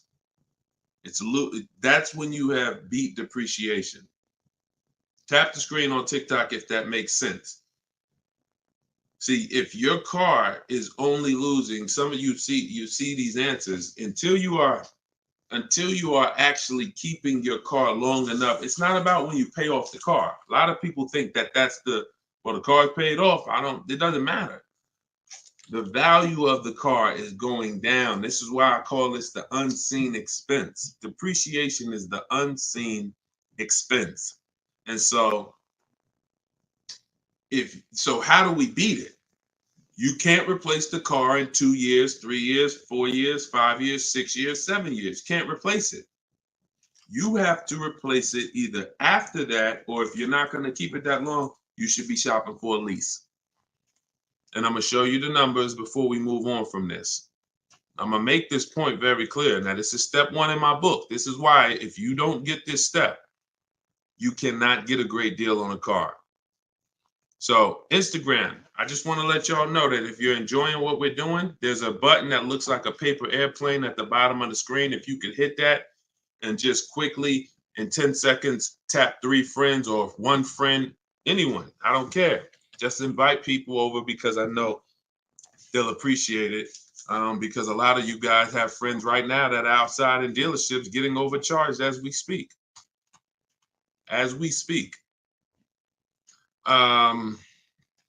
So when you look at long term, here's what you need to see. Look at this, and I'm gonna show you to end this question from TikTok, and why this is what I call the most important question. It's the first question: how many years am I keeping the car? Because look at this. I'm gonna use an example of this lease deal that Zafrina just got. So now, Frina she shops for a 2024 Jeep Grand Cherokee. It's a $65,000 truck. She got an incredible steal on this vehicle. Her payment is $579 a month on a $65,000 truck. No money down. So she did this. She got bids. You're not negotiating for these deals. So I'm just telling you, if you guys want to get these deals, you need to use what I'm teaching you. If you want to get it step by step, it's in my book, in my TikTok bio for 75% off. You won't even leave the broadcast on TikTok. You can get your book for $24 and you'll have everything I teach step by step. And same thing on Instagram, in my Instagram bio. You can get it for 75% off for 30 minutes. So I want to show you guys this. And you know what? That lease deal is too great. I don't even want to use that. Let me use something that our average people are getting no problem. Because Zafrina's lease deal was just ridiculous. $579, $65,000 Jeep Grand Cherokee. From home, by the way. 60 minutes. Maybe she put in 90 minutes. It was her first time using this stuff. 90 minutes. So Danielle got $550 a month. First payment was all she gave them, so there was no money down. She got an Audi A3, $44,000 new vehicle. She's paying $550 a month. Now I'm gonna ask you guys a question. Danielle gets this sitting at home. And look, she said due to circumstances, because some people like Deshone, she might have had time, a lot of time to do this. You know, I need a car in like 30 days. But she said, due to circumstances out of my control, she posted this in our Facebook group. I had to lease something quickly. Yep. I took the course last weekend. Now, by the way, my book is my course. So don't think you have to get my Maps Academy to get this. My course is 7 steps in video form with coaching from me. My book is 7 steps in book form, and they're the exact same steps with the exact same scripts. So it's just how you want it. Some people like Deshone, I went with the book, like Tiffany. Other people who review, and some people do this. So it's all the same. It's just different learning. So the point is, I want to show y'all something. This is making a point here. So she got $550 a month, $44,000 car. How much is every $5,000 on a car loan, everybody? If you're looking, some of you have seen this in a video before. Every $5,000 that when you look at a car, you see it's $5,000, $10,000, $15,000, $20,000. How much is every $5,000 on a car loan monthly payment? Let's see if anybody's seen this. I'll give you guys another. Thank you, Nico Smooth. $100, perfect. Carlos Thomas, $100. Yes. So that is BG Meats. Yes, $100. Perfect. Perfect. Blooming Chosen One. Perfect. See, so this is why this is important for those of you who are going to purchase, not those of you who are going to lease. You need to know when you look at a car, if you see it and it says $20,000, you need to know that that is about $400 a month. $25,000 is about $500 a month, depending on the interest rate. Great interest rate, you could drop it a little lower. But average interest rate, that's what you need to be looking at. And you need to be, that assumes a 5-year loan. Because some people say, well, Deshone, if I take a 6-year loan, no, it'll be lower. But 6-year loans should be the max. See, that there's different ways to budget. If I budget $500 a month and I say, well, how much car does that get me on a loan? 25 grand. Now that's for 5 years.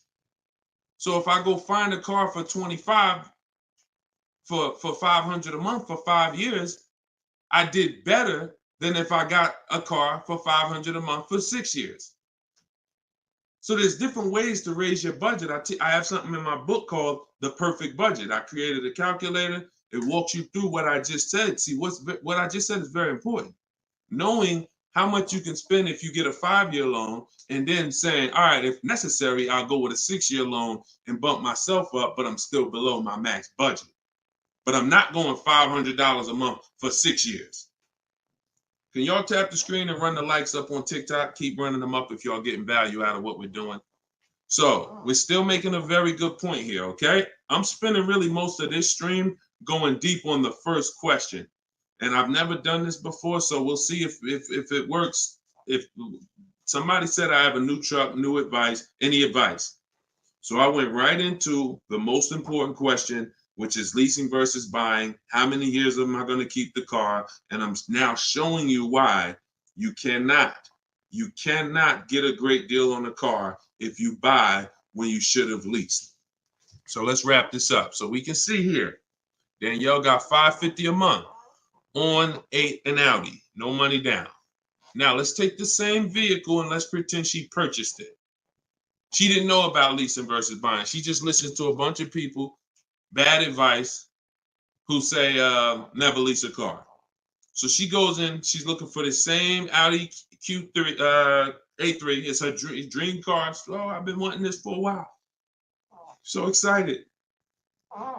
So how much is this going to be? I'd like to do no money down. Okay. Well, $44,000 car. Forget the taxes. Forget everything. Let's just say, forget that. Let's say they throw that in. We'll pay the tax and everything. Let's say she just finances $45,000. What's her payment? $900. Some of you who are in the math, you would like Deshone, yeah, $900. $900. So she drives out of there. She drives out of there paying $900 for the same car Danielle's paying $550 a month for. Now watch this. Let's just say, now I'm going to show you because I know what you're thinking. Deshone, please send my free book. Okay, I got you. DM me though. So I want to stay on topic here. All right, so let's just say some of you are like, well, Deshone, I got a great deal on my last car. I wouldn't pay the same price that Danielle could pay for. Let's say, what's an unbelievable deal on this $44,000 brand new Audi? How much discount? I'm gonna let y'all decide. I'm gonna show you why there is no way for you to get a great deal when you purchase when you should have leased. We're gonna kill this. Some of you are gonna be set free right now. So let's just say, what's a great price? $44,000 brand new Audi Q4 A3. What's just a ridiculous discount? How much off? Let's say like the best deal that you could ever think on a brand new car. Look, all right, it's taking y'all a while to type. We're looking. What's up? Heck, none of y'all ever saved money on a car before? Some people, oh, Deshone, I didn't think we could get discounts on cars. All right, I like that. Nico Smooth, I like that.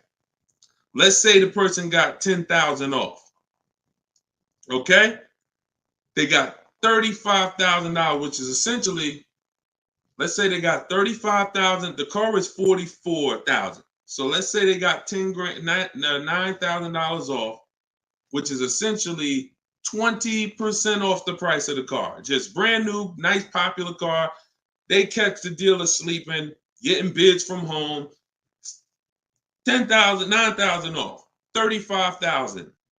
That's what they're getting the car for. Put your taxes on there, because now we're already being super unrealistic. We're not gonna be ridiculously. Let's just say taxes are on there. You know what? Let's just say no. How about this? Not only did she get 20% off, they paid the taxes too. So she really got like $13,000 off. We'll pay the taxes too. Just finance $35,000 even. What's her payment? The most ridiculous new car deal we could ever imagine you've ever seen, we just went over. To show you, no matter how good this is, she still is about to lose because she's purchasing and she should be leasing. Watch this. And I'm going to tell you, when the person who purchases wins, $700. Thank you, paper chasers. Lisa, $650. Those are the estimates. Where do we win at?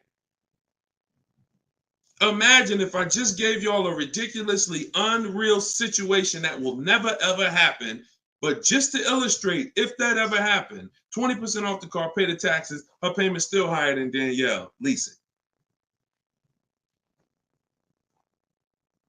So when does the person who buys win? When they keep the car long enough to outlive the depreciation. Very simple. 8 years. 8 years. It's no comparison. So like you're sitting there and you're like, Deshone, I bought my last car and I've been buying cars all my life. I was just taught you buy your cars, you don't lease them, but I never keep them more than 8 years. If that's you, I want you to type a sad face.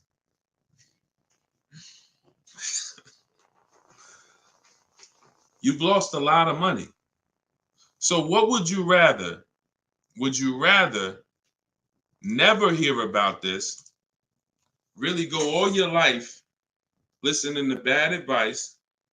And we might wrap this because we still got time. Before we even go back into more questions, we actually may go a little, because some of you are like, Deshone, well, what if you buy a new car, a used car? Because you just compared that to a new car. All right. So let's just go back one more time. Let's pull up Danielle's because we're on that scenario. So we already said Danielle drove out with a $550 a month lease, paid her first month's payment. Best impossible deal that'll never happen, unrealistic, made up, make-believe deal we just ran was still a higher monthly payment. So imagine with somebody who just goes in regular negotiations, maybe gets $2,000 off the list price. They're leaving paying it's people right now paying $800 a month for this car, $700 a month, easy, no money down. If they didn't put money down, some people tell you, oh, you know, well, I'm paying I got an Audi and I'm paying only $6 for it. They never tell you that they put 10 grand down. They never tell you that they put 10 grand down. They forget about that because the day they give the dealer 10 grand, they want to forget about it. So they're definitely not going to bring it up in the story. No money down deals. This is what you're doing most times when you're leasing. So let's go back. Let's say somebody decides they're going to get a good price on a used one. Let's just throw this scenario in here real quick to end this.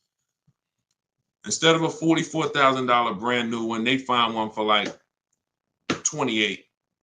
Great used car price, 44,000 new. I got one for 28, maybe 4 years old, low miles, 36,000. Great deal, below market deal. Get it for 28. 28. Throw my taxes and fees on there. I'm at 32, 31. What's my payment? 31, 600. Look what I'm buying too, because some of you that's what you think about with a used car. But I like the monthly payments. But Danielle's driving a brand new 44,000, never been titled. She's the first person to sit in this new car smell, like real new car smell. Latest and greatest options and features, full warranty. If anything breaks on the car, she's covered for 4 years. She won't lease it. She won't have the lease for more than 3 years. She's paying $550 a month. A person who's buying this same car is paying $800 a month, $900 a month, and a person who's getting a used version of this, 4 years old, 1 year left on the warranty, 3 years old, 1 year left on the warranty, and they're paying $600 a month. Everyone's paying more than her. And these are lease deals that we get all day long. Everyone's paying more than her. We can put every scenario. Only person that's not paying more than her is somebody who just drives like a 10-year-old Audi, 12-year-old Audi. They go pay cash for it, buy it from Facebook Marketplace or something like that, or people who go to the auctions and get, like a 12-year-old one. Those are the only people who could, flip cars and not lose. Everybody who's buying new cars, newer cars, is paying more than her. It's people paying $500 a month because they bought their Toyota Camry. They're paying $600. So you're paying $600. She's driving an Audi, $44,000 vehicle, no money down. You're paying $600. You're driving a Toyota Camry that you're not going to keep for more than another 2 years. Any car, replace it. Chevrolet, you could pay, Camry, Honda. You're not keeping these cars more than 8 years, and you're paying these ridiculous car payments, and you're the ones that, unfortunately, because you believe bad advice, you are not winning. You're losing. But would you rather me not tell you? God willing, you're like, man, I'm glad I'm young. I'm going to still buy more cars. Most of you are still going to buy more cars. It's good for you to find this out now rather than you never found out and you just passed it down to your family and your kids. And now They heard they don't lease. Now you got your 25-year-old. He never heard about leasing. He goes and he gets himself a $30,000 car because he got a good job. He said, all right, I could afford a $600 a month payment. He gets a $30,000 car. His payment is $600 if he put no money down, or maybe he put 10 grand down, whatever. Point is, he's paying between $400 and $600 a month for this car when he could be leasing a brand new version of that car for $350 a month. $350 a month, $600 a month. These payments are nowhere close. It's nowhere close. Depreciation is the unseen expense. So this is all step one. See what I'm saying? So when you're reading my book, you're going through leasing versions. I got a video on this, by the way. This is in my digital book. I'll link to certain videos to help you guys really understand certain concepts. But this is what we do. This is step one. Leasing versus buying is step one, because I know who was taught, be honest, never lease a car. Type me if you were taught never lease a car. You don't need a down payment, Lisa, and you don't need excellent credit. You need good credit. No down payments. I can show you right now, Lisa, on the screen. You can't see it because we rebroadcast these shows on TikTok, but you'll see it on Facebook, YouTube, or Instagram because they can see the slides that I'm sharing. Like every deal that I'm gonna show, like Kimberly.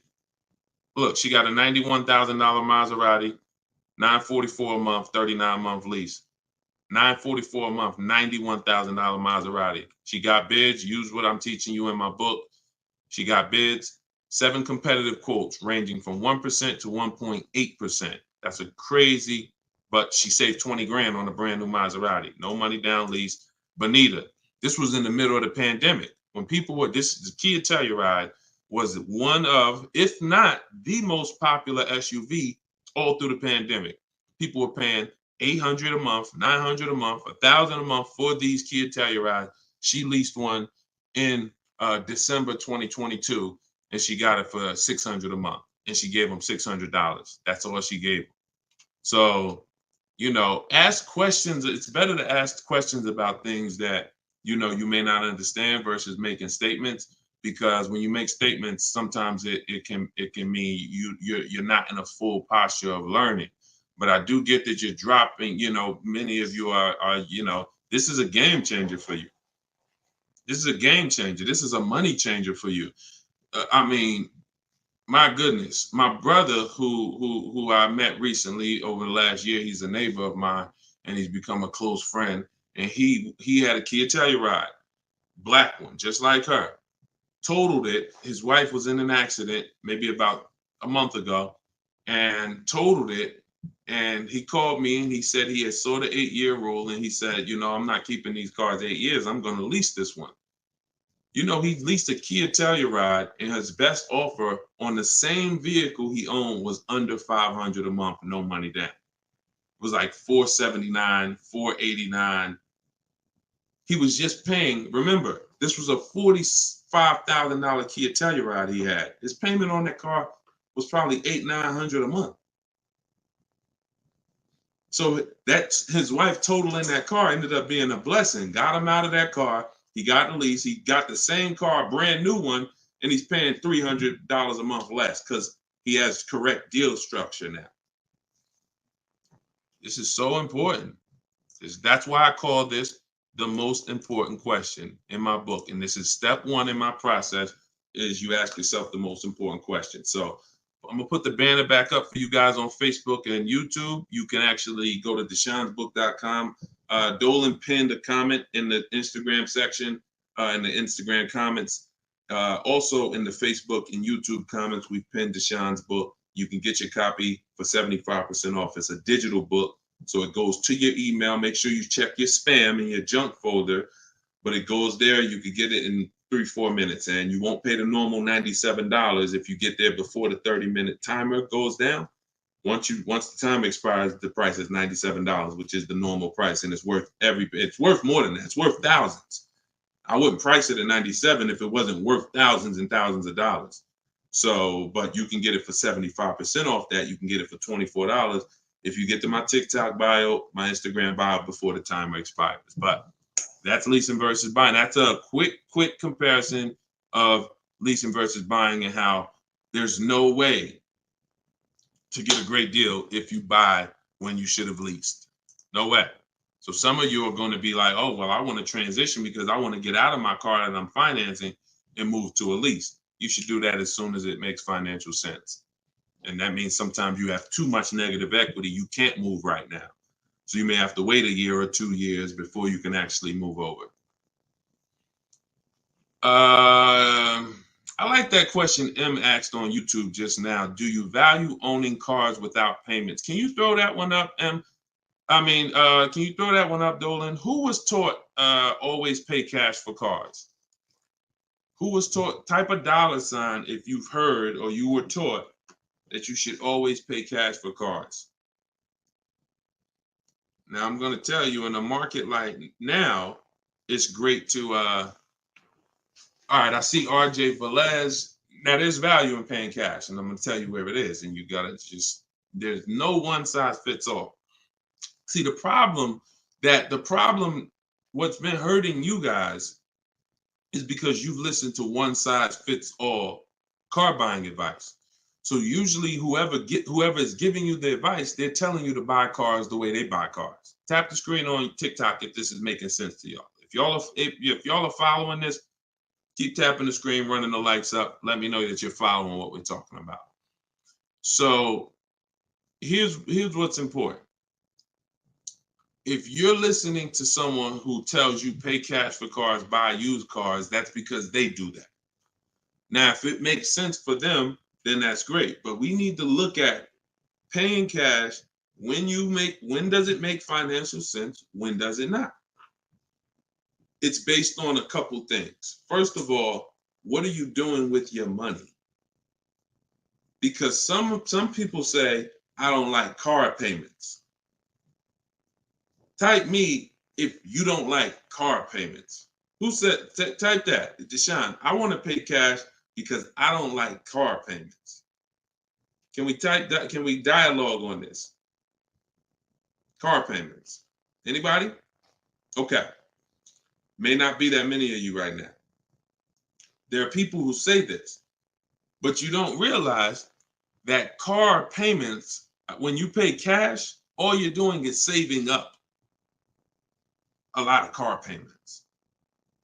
So that's all it is, unless you just win the lottery. If you get a lump sum inheritance, that's different.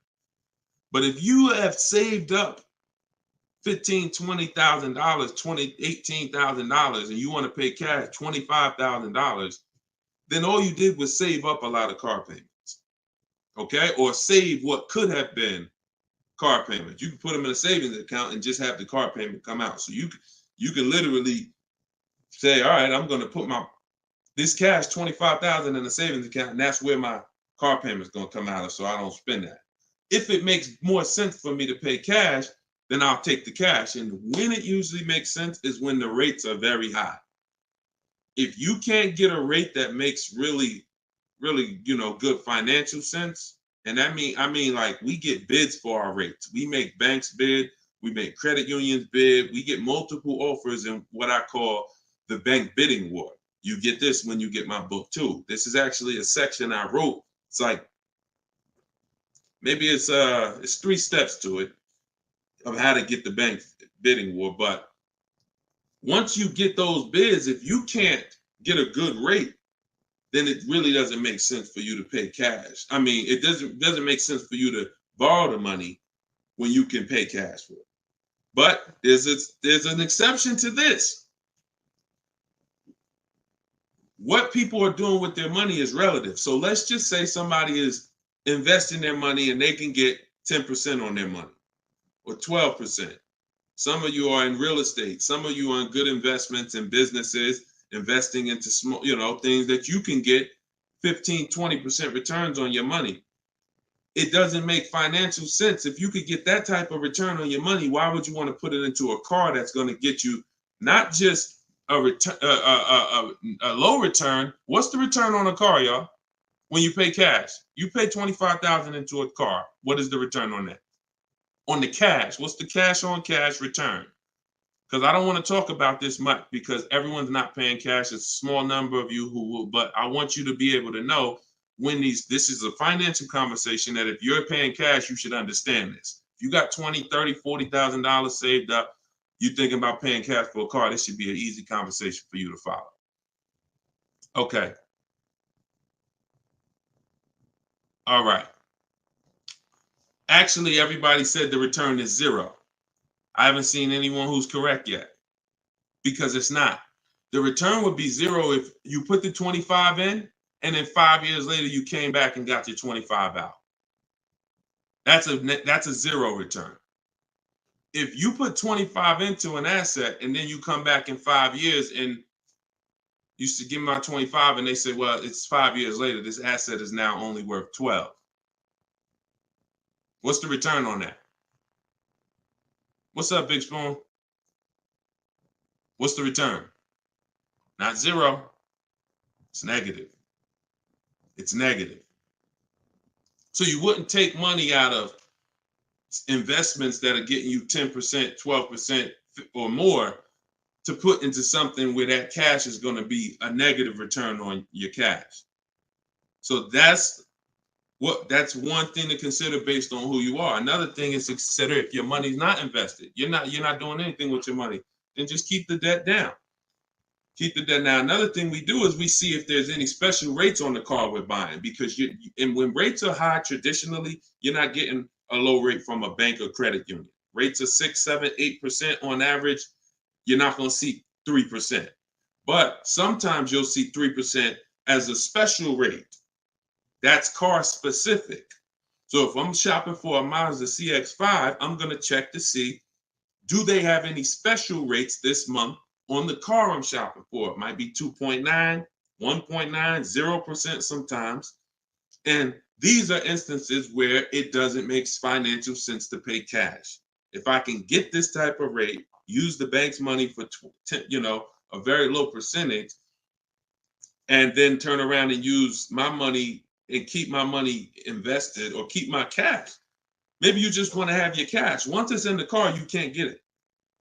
So once you put your money cash in the car, you can't get that money back out until you sell the car. But if you can keep the money and get the car, now you have your cake and you eat it too. I still got my cash, but I'm leveraging the bank's money, paying them small amounts of interest to use it. So people see interest as the only loss. I don't want to pay interest. That's programming. That's not what would be talked about in a finance conversation. And if you want to get religious, because some of you say, "Oh, I don't want to pay interest because of religious reason," then it's a partnership. It's not a debt. It's a partnership. Anyway, let's not get all into that. Just paying cash is right sometimes for some situations. Paying cash is not right sometimes for other situations. The key is, which situation are you in? That's the key. Knowing how to ask yourself the right questions. Which situation am I in? I'm getting good returns. Stock market been returning me X% late. Hey, this many years, this has been my return. I think I'm going to keep my money invested and I'm going to use the bank's money. That's right for that person. All right. So that's a great question. I don't know how we went deep on that, but we're going deep in this stream. I normally do rapid fire Q&A. We're going deep on some subjects. And again, this is all in my book. Everything that I'm teaching is in my book. Every part of my strategy, it's a 7-step process. First step is most important question. Second step is deal structure. The equity assessment. For those of you who are replacing a car or a lease, assessing the equity in the asset to see how much money we can pull out, if any, to either put in our bank account or use in our next transaction. Third step is deal structure. Fourth step is shopping, not buying. It's actually called shopping, not buying, where we enjoy shopping, we enjoy test driving, we enjoy the process. We're about to spend $30, $40, $50, $100,000. We actually enjoy shopping for the item. There's no pressure because we're never talking numbers in the dealership, ever. That's our rule. Step 5 is multiple offers. So once we've selected what we're going to be getting, it's time to get multiple offers on it. If we're getting a used version, it's time to see multiple options of it. And if in step 5 in my process, used car shopping is online marketplaces. You're using online marketplaces, cars.com, carfax.com, autotrader.com, cargurus.com, Carfax, CarMax, Driveway, and Carvana. 8 marketplace, eBay Motors. See, some of you are missing great deals because you're only looking at 2 of the marketplaces. That's like you're not going to see below market deals until you can see the whole market. So when we're shopping for used cars, that's what we do. When we're shopping for new cars, we use my 25 to 5, where your goal is to get 5 offers. If you are shopping for a new car or a lease, your goal must be to get 5 offers, because until you get at least 5, you are not going to get a below market deal. Because we have thousands of people who have come before you who have used this, and they report to me, they report their deals to me.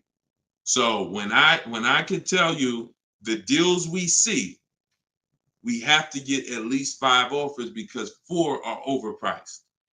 Some people get 6, 7 offers. You saw Charles earlier on his Palisade. I think he said he got 10 offers. But once you learn how to get them from home, either you could do it your way, you want to call and get them, you want to ask for managers to get them. I don't care what you do. If you're using my process, we don't do any talking. So when you're using my book, we're not talking. Because when you talk, who knows, when you talk, you can say the wrong thing. When you type, and then you're typing what I wrote for you. Because in my book, you're using what I wrote for you to talk to the dealers by email. So I can't even say talk to the dealers, to communicate by email, because we know everything they're going to say. So then the step 6 is paperwork and protection. Once you get your lowest offer, you find the best option. It's time for the paperwork. And then step 7 is delivery. That's it. So everything that I teach is out of one of those 7 steps. And, part of why you have not gotten the deals that you see me sharing is because you don't have any process. You're just winging it. You're just hoping things go well for you. And that's just not a place of empowerment. That's just not a place of empowerment. Strategy is here. So, so we went deep on some of what's in that book and what you'll learn if you get it in the comment section, or you can get it in my TikTok or Instagram bio. If you're watching us on TV, you can also scan that QR code with your phone. And as long as you get there before, but now you're seeing why the book's worth $97. I see why you priced it at $97, Deshone. You know what I'm saying? That makes sense. You breaking this down and telling us what's in the book, and it's a digital book with links to videos and scripts and things you copy and paste. Oh, I see why this is a $97 book that you can get for 75% off. $24 before the timer runs out. Go ahead, Dolan. Yeah, this has been good so far, though. I do like this. Are you enjoying this dynamic? If you are, type something. The word something. Let me know you're enjoying this. All right, this is from TikTok. I'm told lease deals are new each month. Yep, they usually are. Why shop if brand has same financing deal? There's no same financing deal. So lease deals change every month. I want to make sure I'm trying to understand your question right. I'm told lease deals are new each month. Lease deals usually change every month. Sometimes they'll run the same one for 2 months, but usually something changes about the lease deal either every month or every 2 months. Why shop if the brand has the same financing deal? Well, we're shopping for offers. So shopping is to get offers. The financing versus leasing is the first question you should be asking yourself, though. Because as we spent a long period of time talking about earlier in the stream, one offer is not, you can't get a great deal if you buy when you should have leased. So if you didn't see that, definitely watch the replay on YouTube or Facebook. But there's no, the financing and lease deals are extremely different, and they're going to be entirely different prices. And we can't even depend. We don't even. Another thing you're doing, if you're buying a car, looking at the special finance deals is important, because that's how we see if they have 0% or 2% or 3%. But looking at the lease deals is absolutely pointless. Looking at the lease offer is, I don't even call it a deal. It shouldn't be called a deal. Anything that 100 people can come in and get is not a deal. They're not going to offer a deal to 100 people and say, hey, come on in and we make almost no money. See, what Charles paid, look, on his Palisade, $48,000 Palisade, he's paying $597 a month. Sean getting there, he got his F-150 Lightning XLT, $73,000 truck. His lowest bid, he saved, he got it for $4,915. What's this? $21,000 off is what he got. We're showing it on the screen right now in case you think we're capping. You know, we don't need to. You know, this is, look, Frina, y'all saw Frina, 579. This is Tiffany, who wrote us in when she got her deal using my book. She said, I believe we got a good deal from what we learned from the book. Look, it was a $44,000 MSRP that she got $6,530 off the price. That was her lowest bid. So you're nowhere close to what normal people are paying and what is advertised on these vehicles. What's advertised on these vehicles is not a deal. A below market deal is something where the managers don't really want to make it. But you know what? It could happen for a number of reasons. Somebody wants to beat their competition. Sean said he had to go 100. We shop out of state. You'll get very used when I walk you through shopping from home, and you know, you'll see. I mean, if you're gonna do it your way and you get used to it, you'll see you're in more control. You're in control. So, but a lot of times your best offer is going to come from a dealer that's not close to you, because the dealers that are close to you feel like, why do we need to give them a deal? They're going to come in anyway. Because that's what most people do. You're going to walk in the dealer anyway, and you're going to talk numbers and try to negotiate. That's what most people are going to do. Why do we need to give these people deals? But this person who is now talking to multiple dealers from home, they hold the cards. We hold the cards. And then one person wants to beat everybody, and they do that. But you gotta, I'm gonna say this and then Dolan throw the next question up. If everyone could get below market deals, then they wouldn't be below market deals. They would be normal deals. It would be the average price. Y'all, is that clear? Is that clear? If everyone could get below market deals, if it didn't take strategy to get below market deals, then they would just be regular deals. You know?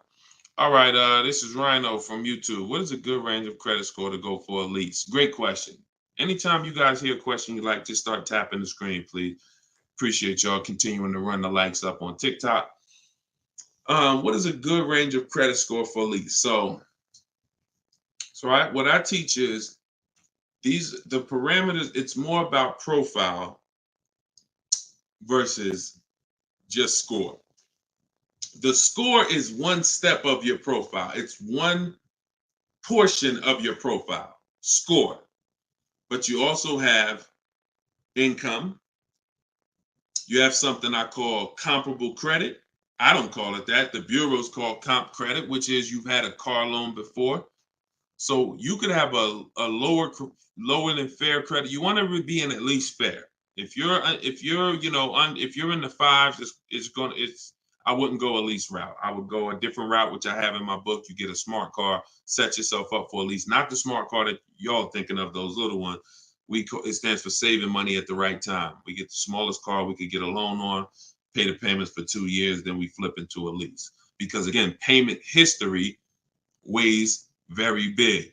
So, but if you're in the 620, 630, but you got on-time car payments for the last 3 years, 2 years, 5 years, you might have, high balances with your credit cards, but your car payment has been paid on time, but your credit score is low because you're using a lot of your available credit. So in that case, you got a great shot of getting a lease because you're replacing a car, you're replacing a payment, you're not adding a payment. But usually, 650, 660 and up. 660 and up is usually the best to stay out of that manipulation zone. But again, if you have a lower score than that, but you have good income, good, you've been at your address a long time, these are things that weigh in the profile. You've been on your job a long time, versus, hey, you might have a 700 score, but you only been on your job for 6 months.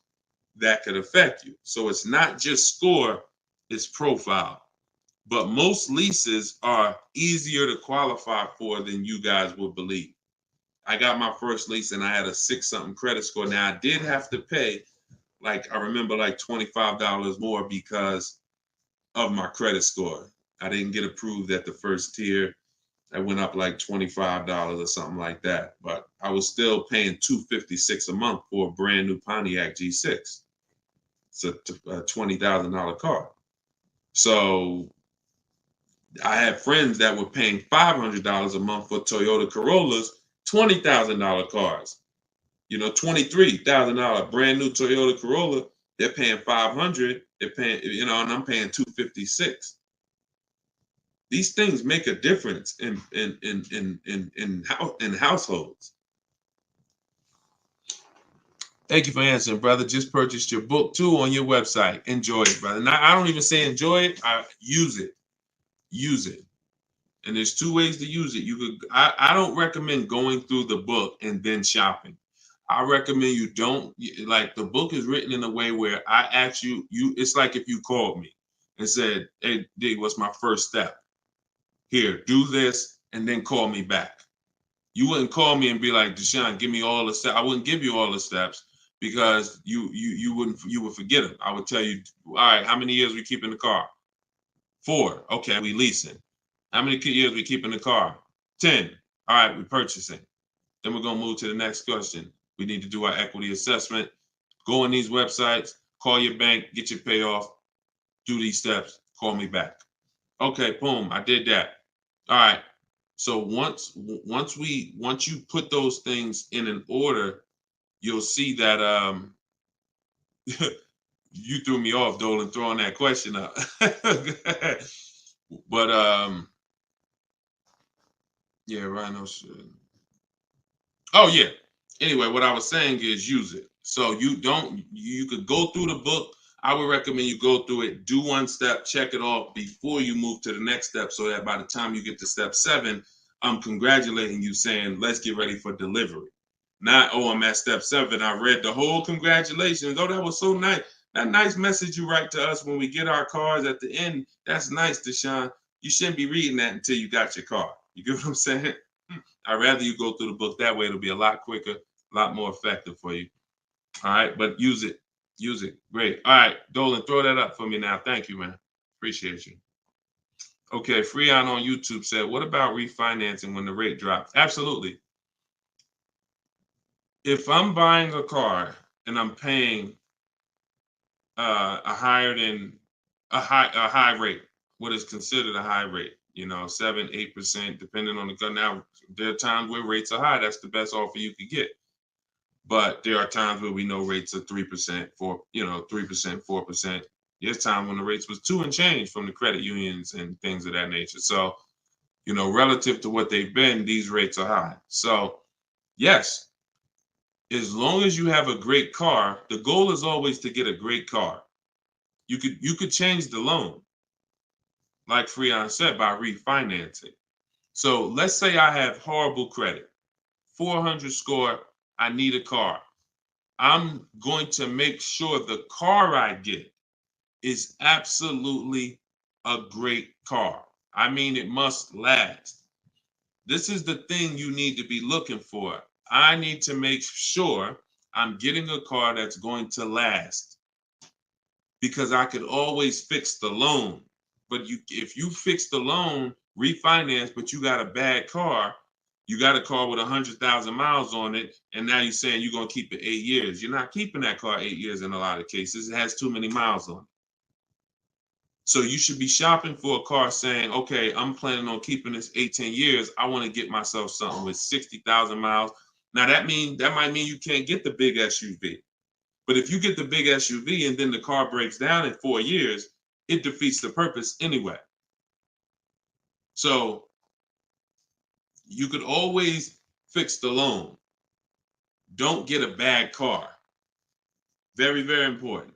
Or that really destroys a lot of these long-term plans that you need to have. Okay? But yes, everyone will be refinancing when the rates drop. That's for sure. Go ahead, Dolan. Next one, please. Great questions. Great questions. Yes, these are some great questions. From TikTok, I have a car with a lease ending in a couple months. Buyout is 35, but Kelly's Blue Book is 44. Should I buy out the car with the option to sell after? We don't usually buy leases, in fact, ever. Why are we so big on buying our leases? Who told us that was a good idea? Who told us going from buying? Think about this. 3 years ago, I drove off the lot with a very nice brand new car that I was paying, hopefully, a decent payment on. Why am I going to stop doing that to now buy a used car? What's the benefit to us buying these leases out? Maybe I don't see it, because what I explained is it's a horrible idea. It's a horrible idea. One exception, if you're keeping the lease 8 more years after you buy it, then it's fine, because it's just like you bought a used car. So you really kept the car how many years if you leased it for 3 years and you're keeping it another 8? See what I'm saying? 11 years. So you're going to win. It's still a bad idea, but you'll win somewhat if you keep the whole car 11 years, because I'm going to tell you why. Once you get a used car, you reset everything. You got a new, that's a whole separate transaction. If you lease a car, your payment on that lease is going to be, let's just say your payment on the lease is $450 a month. What you're going to find in most cases, if you buy the lease out, to get a $450 a month payment, you got to take a 6-year loan. To get a $450 a month payment, you got to take a 6-year loan. So you already leased the car for 3 years, and now you're purchasing the balance for another 6. You leased the car for 3, you're purchasing it for another 6. That's 9 years. So why did I just say the only way to win when you buy your lease is to keep it at least 11 years? Because how many years of payments are most people going to have? 9. 9. 9. Can we let that sink in? A person who buys their lease, like most people are going to buy them with 6-year loans, you're paying for 9 years on the same car. 9. Even if you get a 5-year loan, 8 years on the same car. So it'd be a shame to go pay 8 years on the same car and then turn around and do that all over again. So you want to keep it long enough to at least, hey, I had 2 years of no payments though. You know, I had that car 11 years. I only had 2 years of no payments on it. That's a pretty bad way to live. You're paying on 9 years old, 8 years old, you're still paying on the same car. 7 years old, still paying on the same car. This is why buying your lease is a horrible idea in most cases. From the start, you should either be leasing or you should be buying a used car. It's one or the other. and you're buying a used car that if you plan to keep it 8 or more years, you're leasing if you're not planning to keep the car 8 years. That's it. Not many cases where these make sense. Go ahead, Dolan. It's a great question though. And I'm hoping we can help a lot of people stop doing that. And eventually maybe 10 years from now, 15 years from now, people won't be asking these questions, but it's a very, very common question. Go ahead, Dolan. Shoot the next one up, brother. Nico Smooth on YouTube. What's up, my man? Deshone, if I wanted to counter offer lower than what the calculator generated, would that be realistic?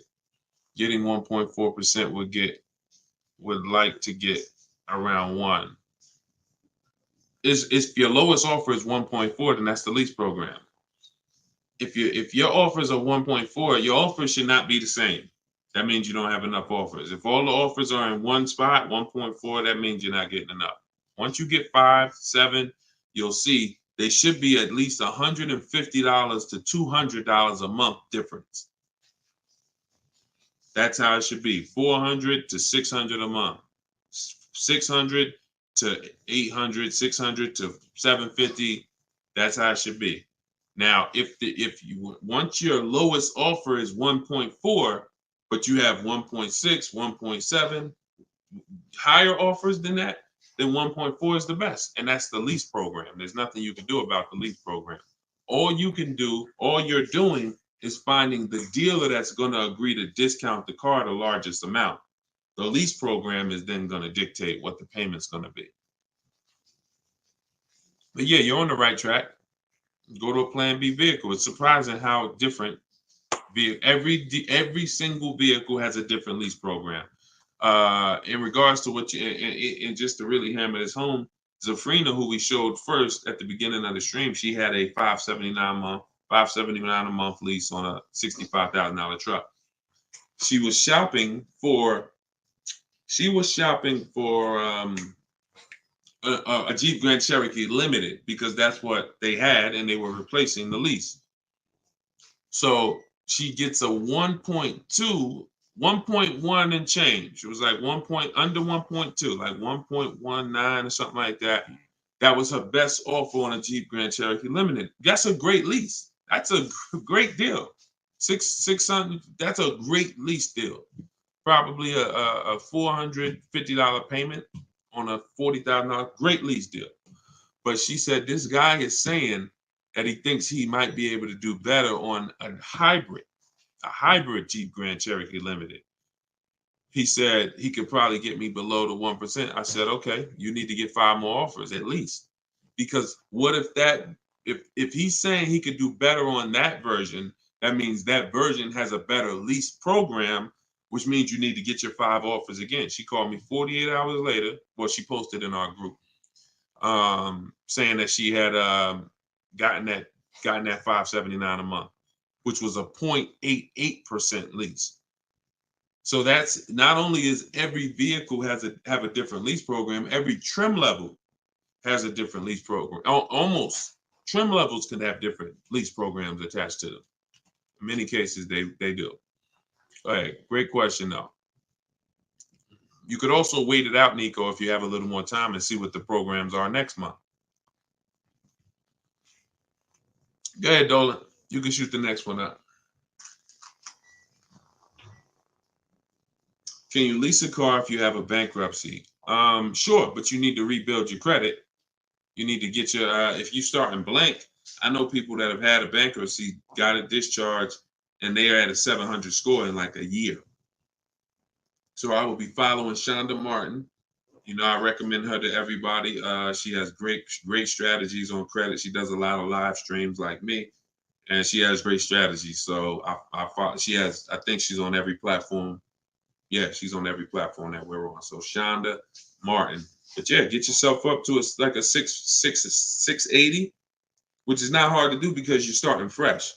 Many times a Chevy or a Ford, a Honda, Hyundai, Mazda, Subaru, these leases don't need you to be incredible. If you have a good job, long history on your job, and a 680 score, you're going to get most of these leases. These are not like luxury leases to the point where they're snooty. All right, go ahead, Dolan. Genesis on YouTube. So how can you lease out of state with the current lease looking to trade in? But I heard Deshone say out of state lease deals are good. Well, if it's the best offer, you go as far as you need to go to get 5 offers. In my book, we use my 25 to 5 strategy, where you're connecting with 25 dealers online in 20 minutes. We go to their websites using the contact tab, and then you have a template of mine that you copy and paste. If you're going to do it your way, you're just writing in, all the details of what you want, when your deadline is, what options you're looking for, what you're over. This is all stuff I walk you through in the book. What you're looking for. Really, it's about the car. You're not saying, hey, I'm looking for a lease quote, I'm looking for a purchase quote. We need to find out who even has a car before we start talking about money. But then the goal is that you got to get at least 5 offers. You got to get at least, and you have to do the equity assessment to see if there's any equity in your current lease. You don't want to return that, and you don't even know if there's any equity in that lease. And the only way you know that is the offers you get are higher than the payoff. It's very simple. Equity is offers, cash offers from CarMax, Driveway, Kelly's Blue Book, instant cash offer, not Blue Book, the website, instant cash offer, Kelly's Blue Book, Auto Nation, sell my car, Car Guru, sell my car. You have to get these offers, and if those offers are higher than your payoff, then you have equity when you sell the car to these people. If you have a third-party restriction, you can't sell the car directly to them. You got to sell to a local dealership. You got to get bids from a local dealership. I teach you how to do that. For those of you who have third-party restrictions, we talk to used car managers to sell our leases. So I've been doing this since 2006. Like, if I wasn't called to build these companies, then I would be. If I wasn't called to build these companies, there's no doubt I would be selling cars, making $200,000, $300,000, $400,000 a year. There's no doubt about it. But that's not the path God had for me. So what I'm telling you is based on me understanding 99.9% of the car buying of the industry inside and out, and giving you the way to actually stay in control, call the shots, have the business come to you, have the banks come to you, have the cash offers come to you, and then you're just simply picking the best ones as they come to you. So this is all in my book, Cars from Home, 7 Steps to Saving Time, Money, and Avoiding Dealerships. It's a digital book. You can get your copy for 75% off in my TikTok bio, in my Instagram bio, or we have a comment pin. Dolan, can you post the comment for everybody again on Facebook and YouTube? Just copy and paste that comment for everybody. And also we'll put a banner up on the screen for those of you who are watching us on television. You can scan this banner with your phone, and it'll take you to the 75% off page. So you'll only pay $24. You won't pay the normal price of $97. But that offers for 30 minutes. Once the timer does expire, $97 is your price to get it, which is still a great price. I'm sure everybody who spent time with us today can see why $97 is going to save you probably tens of thousands of dollars, depending on how many cars you get. Sean saved 20 grand on his first car. So for those of you who want to attend my free masterclass, Everything You're Doing Wrong, Buying, Selling, and Leasing Cars, you can attend that in my bio. We'll also put another comment for those of you who want to attend that. That's about an hour-long class, and I'm teaching very specific. You'll need a notepad for that. That's not just Q&A, although we do Q&A after. So you guys can go watch that, and so we'll put, and that's also in my Instagram and my TikTok bio. So the information's available, y'all. That's the whole point. There's no excuse. Everything that we talked about today is really financial awareness, financial literacy that you have not learned. You haven't heard of it before, but this has been around. We've been doing this for 3 years. Over 2,000 people have come before you. We have over 6,000 people that have this book now. So this ship has sailed. This car buying from home, you're late to the show now. And you can't afford to go buy another car the old way and think you're getting a good deal. You can't afford to do that. I mean, money is very hard to come by for some people, and you need to, I don't care who you are, you should take it seriously. So this is why we're here. And so you can get it from my free videos, from these Q&As, in my book, in my masterclass. I don't care how you get it. You want to join me in Maps Academy and have me coach you through your car buying. I don't care how you get it. Just make sure you get it. Get in where you fit it. All right. So that was episode 17. All right. We'll see you on episode 18. God bless y'all.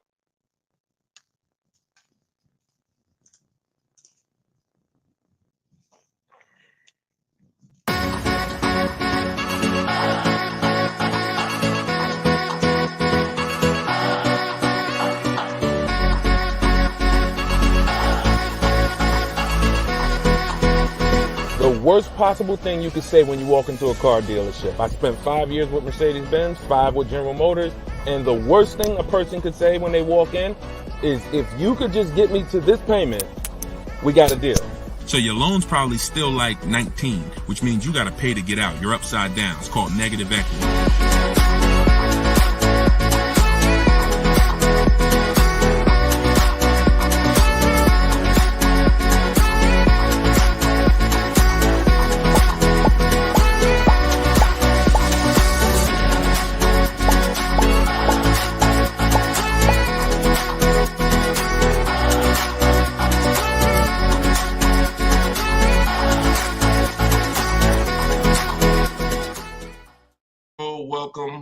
Welcome. This is episode 17 of Car Shopping Questions and Answers. I am your host, Deshone the Auto Advisor, and we do these live shows throughout the day, throughout the week, to make sure that you have access to cutting edge car shopping strategy, which is the science of making dealers and banks bid for your business instead of negotiating the old-fashioned way. So that is what we do here. Frankie boy, good to see you, Frankie boy, on TikTok. Kev, I see you on TikTok. We are live on all 4 platforms: TikTok, Instagram, YouTube, and Facebook. We have Dolan in the background. He's going to be pulling in your questions for the show. So as you're here, you can start typing your questions. Let's get the housekeeping out of the way as well. Could everybody who shares great information hit the share button? Also, I'm the author of the new digital book, Cars from Home. It's called Car Shop. It's a 7-step system that we use to car shop, and we get bids from home. Everybody that you're going to hear me talking about today, I'll be sharing a lot of different people throughout the broadcast that use this system, so that you can see the different results that you will get when you start learning to make dealers bid for your business instead of negotiating the old-fashioned way. So thank you to everyone who has reviewed the book. Again, this is our Thursday, 12 p.m. live. It's May 9th, so you guys can start typing your questions if you are here with us live. And for all of you who do want your copy of my new book, Cars from Home, 7 steps to saving time, money, and avoiding dealers. We have a link in the comment section on Facebook for you guys. We also have a link inside my TikTok bio, inside my Instagram bio, that you guys can use to get your 75% off your copy. So you won't pay the $97 price. You'll pay $24, but it's only for 30 minutes. So once the 30-minute timer is up, the price is $97, and it's a great price. So all of these people you'll be hearing throughout the show have used the strategies that are in this book to save thousands and thousands of dollars from home. And that's where I'd like you to be as well. So Dolan, as you get the first questions coming in, feel free to throw them up, and we'll get right to it, y'all. Let's go. Whenever you don't see the banner above me, you know we're actually live. When you see the banner, that means we're rebroadcasting, because we do rebroadcast this show throughout the day. But whenever you don't see the banner, that means we are absolutely live. Okay, so start typing your questions. Type them fast, and we'll get to it. T. Del Mar on Instagram. I'm leasing. Now test drive. Why do I ask for an older salesperson? Won't any salesperson be okay? No, any salesperson will not be okay. Some salespeople will bring you in for a test drive, we talk to people who are experienced in the dealership. So when we talk to them and we ask them, do they have a car that would come in to see, we know 9 times out of 10, they're going to be honest with us. You get a new kid on the block or a salesperson who doesn't care about this stuff, they'll get there. Who's ever gotten to a dealership, was coming for a test drive, and then the dealership said, oh, that car got sold, or that car is not here anymore by the time you get there? If you've ever had that happen, type me. You set up a test drive, you come in, oh, I was coming to see that car. Oh, it sold like, 2 hours ago. It just sold. See, when you're dealing with experienced salespeople who are honest, exactly, Peaceful Grace on TikTok, you understand. So this is why every step that I teach is important. Even things that you might see, okay, why is he telling us ask for this person? It's because if you don't, you run the risk of running into a salesperson who doesn't care. Oh, they'll get there and just, oh, well, that car sold, but hey, I might have another one. Let's look at some other ones. No, we don't go for that. We don't go for that. Our test drive is strategically set up to try to guarantee a successful test drive where we can be in and out that dealership in 20, no more than 30 minutes and coming home. Okay, let's go. Nothing is left to chance. All right, go ahead, Dole. Let's shoot the next one and keep your questions coming, everybody. We'll try to get through as many as we can.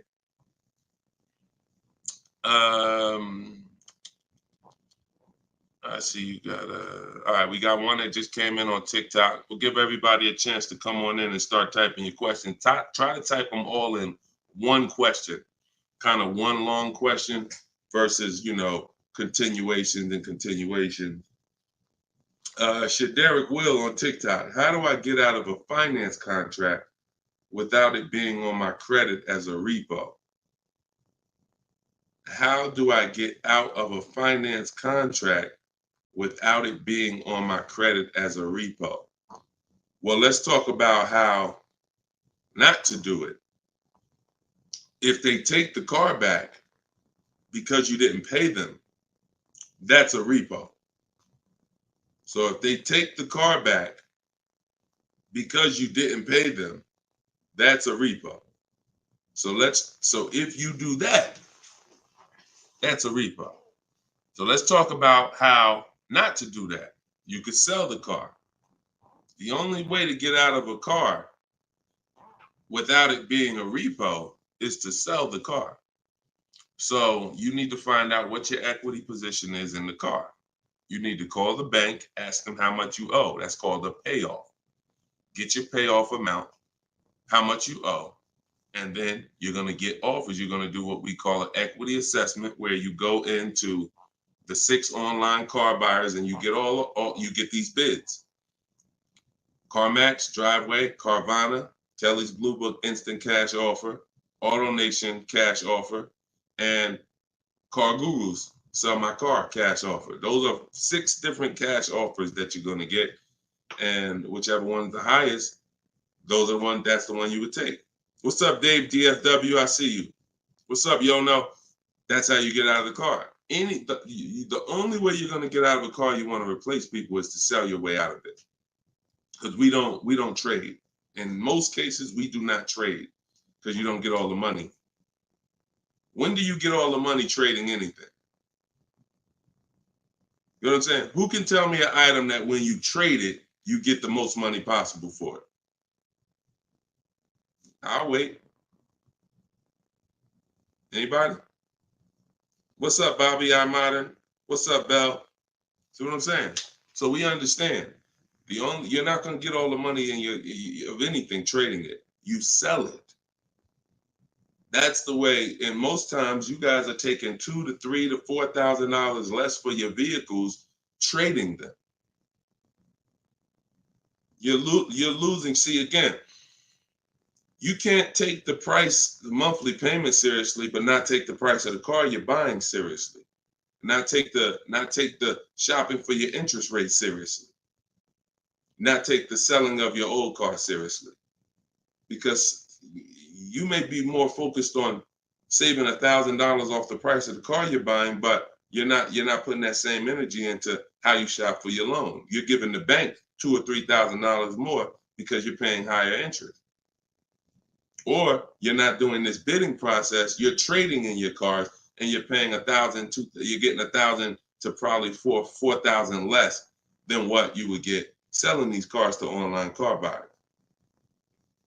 So that's how you get out of a car. Only way you can do it is to sell your way out of it, and if you have negative equity, to pay the difference so that you can get out of the car. But if you just let them come take the car, you can finagle anything you want to try to not have it be a repo. It's a repo. It's a repo. And so the time 3 years ago, everyone could have sold their car and really got out of them because the prices of cars were so high. What's up, Alan Denson? Thank you so much. Appreciate you. Yeah, so that's it. Go ahead, Dolan. Shoot the next one in. This is our Thursday live show. My man, Alan Dawson. Appreciate you. Oh, Alan Denson. Yeah, appreciate you, man. Thanks for supporting the broadcast. This one's Optimal Living from TikTok. This is our Thursday, May 9th live show at noon. So whenever you guys don't see the banner above me, that means we're live. You can send your questions in, and we'll try to get them into the show. Grand Rising, I want to buy a used approximately $10,000 or less, approximately $10,000, less than 100,000 miles, 1 or 2 owners, like a Honda, Hyundai, Volkswagen, good gas mileage, easy to repair. Any suggestions? Well, you have a lot of filters there. If you were buying under 10 grand, I would be looking at Facebook Marketplace. I would be looking at Facebook Marketplace because our used car strategy is to look at all the marketplaces where cars are. These are, you know, Auto Nation, Auto Trader, Cars.com, Car Gurus, Carfax.com, CarMax, Carvana, Driveway, and eBay Motors. But if we're looking at a car that's under 10 grand, I would certainly be looking at Facebook Marketplace. Facebook Marketplace is where you're going to try to find a private party owner, not a dealer. Not a dealer. You're trying to find a private party owner that's going to sell you the vehicle, private party, not a retail purchase. A retail purchase is at a dealership that has done reconditioning on the vehicle to prepare it for the market. And so you're paying for that. You're paying probably 10% more for a retail purchase because it goes through the retail process. But if I'm spending under 10 grand, I'm looking at Facebook Marketplace to look at to get a private party sale where I could save probably another 10%, maybe a little more below the retail price. But that's really depends, price specific. Same thing with selling cars. When we get our bids, if our car is worth less than 10 grand, we usually I always tell people, it's in my book, if the car is less than 10 grand, when you get your offers, you could get probably 1,500 to 2,000 more listing it on Facebook Marketplace. So if my highest offer might be for 8 grand from CarMax, everyone else is offering me 7 and 65, and I'm gonna throw it on Facebook Marketplace if I have the time, and I'll sell that car and usually get a $1,500, $2,000 above. So it's the same difference. I would shop on there if I was looking for a car under 10 grand. I would sell on there if my car was worth under 10 grand. See, when you start going with cars that are worth 15, 20,000, trying to put them on Facebook Marketplace, most of the buyers there need a loan. Most of the buyers on Facebook Marketplace need a loan. So when you get there, they're not going to be, you know, most people don't have 20 grand to bring a private party. That's just most people. So the buying pool is very small for 15 to 20 grand, 30 grand private party. But the buying pool is very big for under 10 grand private party. So you always want to go to where the buyers are, where the best opportunities are. So yeah, that's what I would be doing. Great question, Optimal Living. All right, keep the questions coming, y'all. I see Sharita said, hey, I got the book. I'm stoked. This is great info. Thank you so much, Sharita. Enjoy it, use it. The things that are in my 7-step book, y'all, is everything you're learning right now. So everything that I'm teaching you is out of one of my 7 steps in my car shopping process. My book is called Cars from Home. So it's all designed to teach you the science, walk you through the science step by step of doing 90% of your car purchase from home, 90% of your savings are done at home, not in a dealership. The only thing we're doing in a dealership is test driving, is having our car appraised if we have a third-party restriction by a used car manager, and picking up our car if they don't deliver. Those are the only three things we are doing inside a dealership.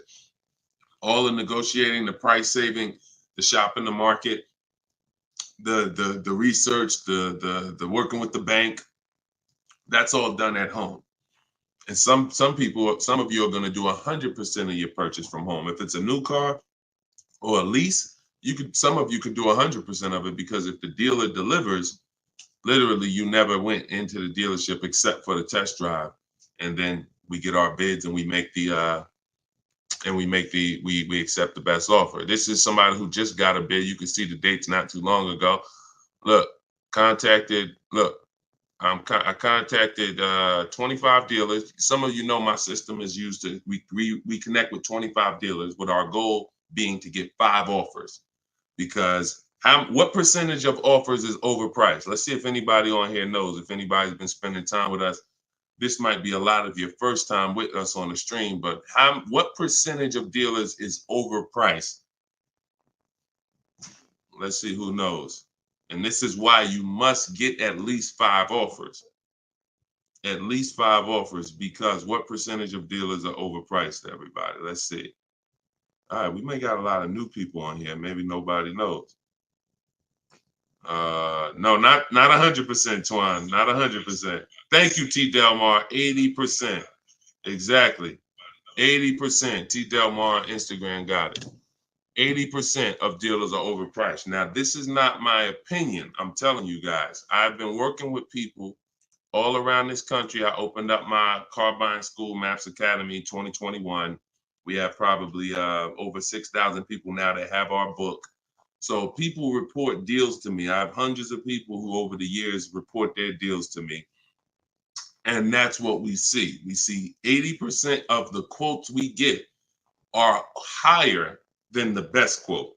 So when you get your 5 offers, one of them is going to blow the other ones away, but the other ones are going to be significantly higher. And when you look at somebody like this is Teddy. Teddy he said, I received 10 offers. He said, I only used the scripts provided. So in my book are the scripts he's talking about that you copy and paste. This dealer's initial quote came back at 937. Using the counter offer calculator, which you have in my book as well. Using the counter offer calculator, I countered at, I closed on this, wait, hold on, I can't even read. I closed on this 2024 BMW i4. MSRP is $73,855. $73,000. Pay attention to this, y'all. I counted at 829. He came back with 856. My highest offer during this process from a different dealer was 1123. My local dealer, it's a lot happening here in this post if y'all pay attention and dissect it.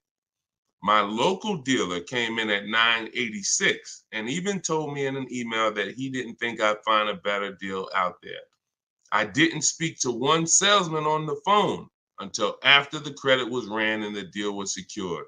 I even got them to cover my last 2 lease payments. This is how you get, see, if I was to ask Teddy right now, Teddy, bet me $1,000 that there's not a better deal out there. He'd most likely take the bet because he connected with 25 dealers. He got 10 offers. He used it. You can never accept a deal without countering, because we don't know what the bottom is until they say no to the counter, or until they say, no, I can't do that, but I could do this. Now we know they're at the bottom.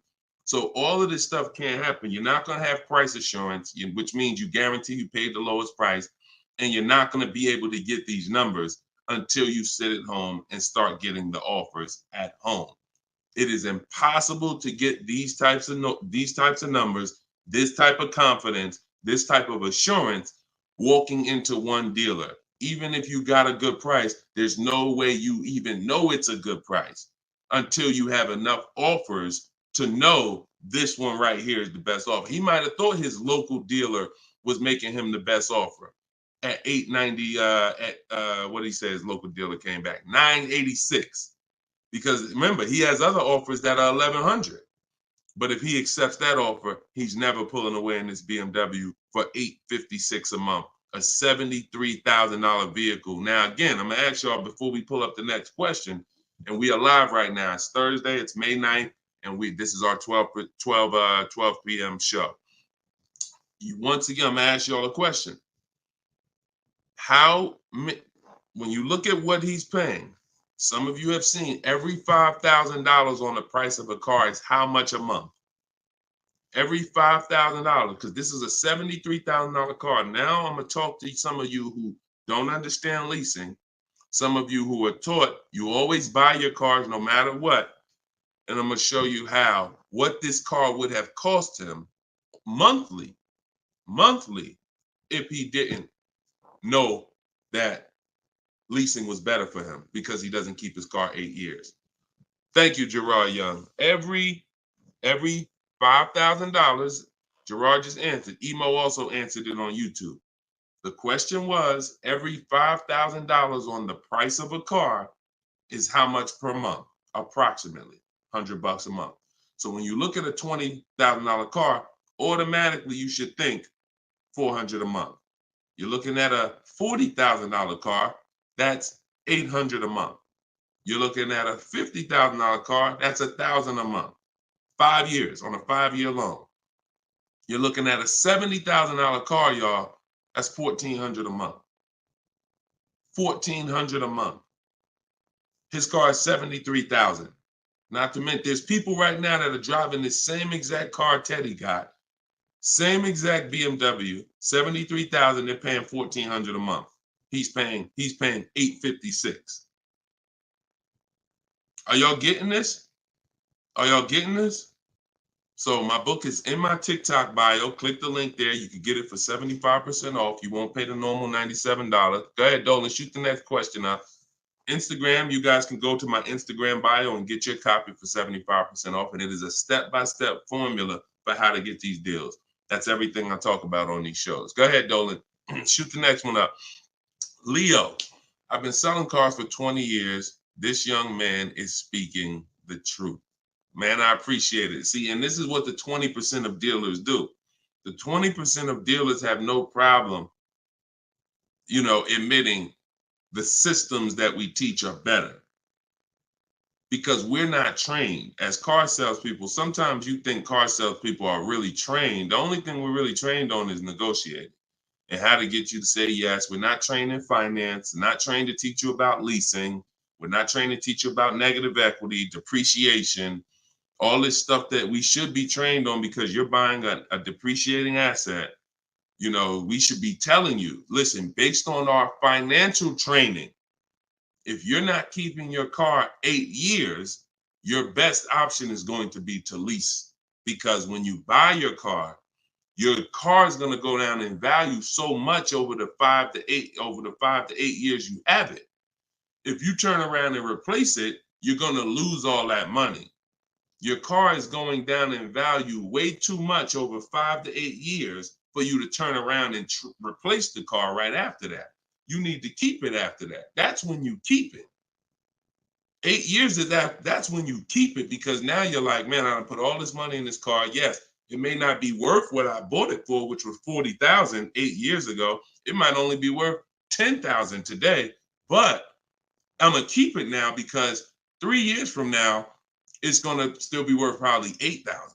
It might be worth 10 today, but because it's 8 years old, in 2 more years, it'll be worth $8,000. I'm not losing that much money anymore. You are not winning with buying cars until the car is not depreciating that much anymore and you still own it. Okay? If y'all clear with me on that, just tap the screen. Run the lights up on TikTok if y'all are getting what I'm telling you. If you're getting what I'm telling you, hit the like button. If you're on Instagram, if you're on YouTube, if you're on Facebook, hit the like button if you're clear on what I'm telling y'all. All right, let's move on to the next question, Dolan. Okay, I like to make sure you guys are actually following the conversation. So you have to actually respond and let me know you're following it when I ask you a question. All right, this one's Glenn over on YouTube. If your car lease is up in 6 months, how do you go about trying to sell your lease? Well, the first thing you're going to do, first of all, this is a great question. Glenn said, how do you sell your lease? Now, step 2 in my process. It's called the equity assessment. My book is called Cars from Home, 7 Steps to Saving Time, Money, and Avoiding Dealerships. Step 1 is the leasing versus buying question. Step 2 is the equity assessment, which means if you have a car you're replacing, we got to get the most money for it. And that's never going to be with a trade. So we have to see, is there any equity in our lease? Now, we are not assuming this. We are going to do this process and see, because some leases have no equity. Some leases have a good amount of equity. Like, hold on, I just had somebody write me talking about equity they got in their lease. Hold on. Didn't talk to, I think it was this person. Oh, but I cut off their post. Somebody said they just got $4,000. And I always like to say this. I always like to show this stuff so people understand. You know, we operate with documentation. So when you are getting how you determine if you have equity is with cash offers, not with algorithms. Kelly's bluebook.com. Blue Book says my car is worth this. That means I have equity. No, Blue Book doesn't buy cars. So what you want to do is you want to determine if you have equity by calling your bank. You're going to get your payoff, which is how much you owe. And then you are going to go on the websites that I'm laying out for you. It takes you 20 minutes. If you can't take 20 minutes to go on a website to fight for your money, you don't deserve it. You're going to CarMax, you're going to Driveway, you're going to Carvana, you're going to Kelly's Blue Book Instant Cash Offer, where they connect you with a local dealer to get a cash offer. You're going to Car Gurus, Sell My Car, and you're going to Auto Nation, Sell My Car. And that's going to give you up to 6 offers. And if you have a lease, you need to ask your bank, do you have a third-party restriction? And if they say you have a third-party restriction, then if you have equity, you're going to be selling to a local dealer, not to one of the local online buyers. If you don't have a third-party restriction, we sell to the highest online buyer. If you do, we sell to the highest bidder among used car dealers. So it's just simple. There's different processes. I don't teach one size fits all car buying. So some of you who have a lease with a third party restriction, you're going to use one strategy. Those of you who don't have a third party restriction, you're going to use a different strategy. Those of you who don't have any money you owe on your car is paid off. You don't need to call your bank. You just need to go on those websites and get the offers. So, and when you're on there, if you have a lease, there's going to be a part where it says, is your car owned, financed, or leased? You want to put owned. It's very important. Don't put lease because it triggers something in their websites. So that's step 2. I go over this thoroughly in my book. This is called the equity assessment. You can't, listen, you need to get bids. Bids. That is my favorite word, that multiple offers. The reason why you are not saving the money that you could be saving is because you're not getting bids. The reason why you don't have the confidence when you leave a dealership that you got the best price is because you're not getting bids. It's very simple. Start getting bids and you're going to save more money and make more money selling your cars, and you'll see why we don't trade in cars. That's the equity assessment. Okay? Step 2 in my book. Go ahead, Dolan. Shoot the next one up. All right. Yep. Wanda said my last lease had 5,000 in equity on TikTok. Amen. I sold the lease a couple years ago when prices were super high. I made $10,200. My mother did. I made $9,000 on my Jeep Grand Cherokee. That was in 2021, I believe. 2021. Yep.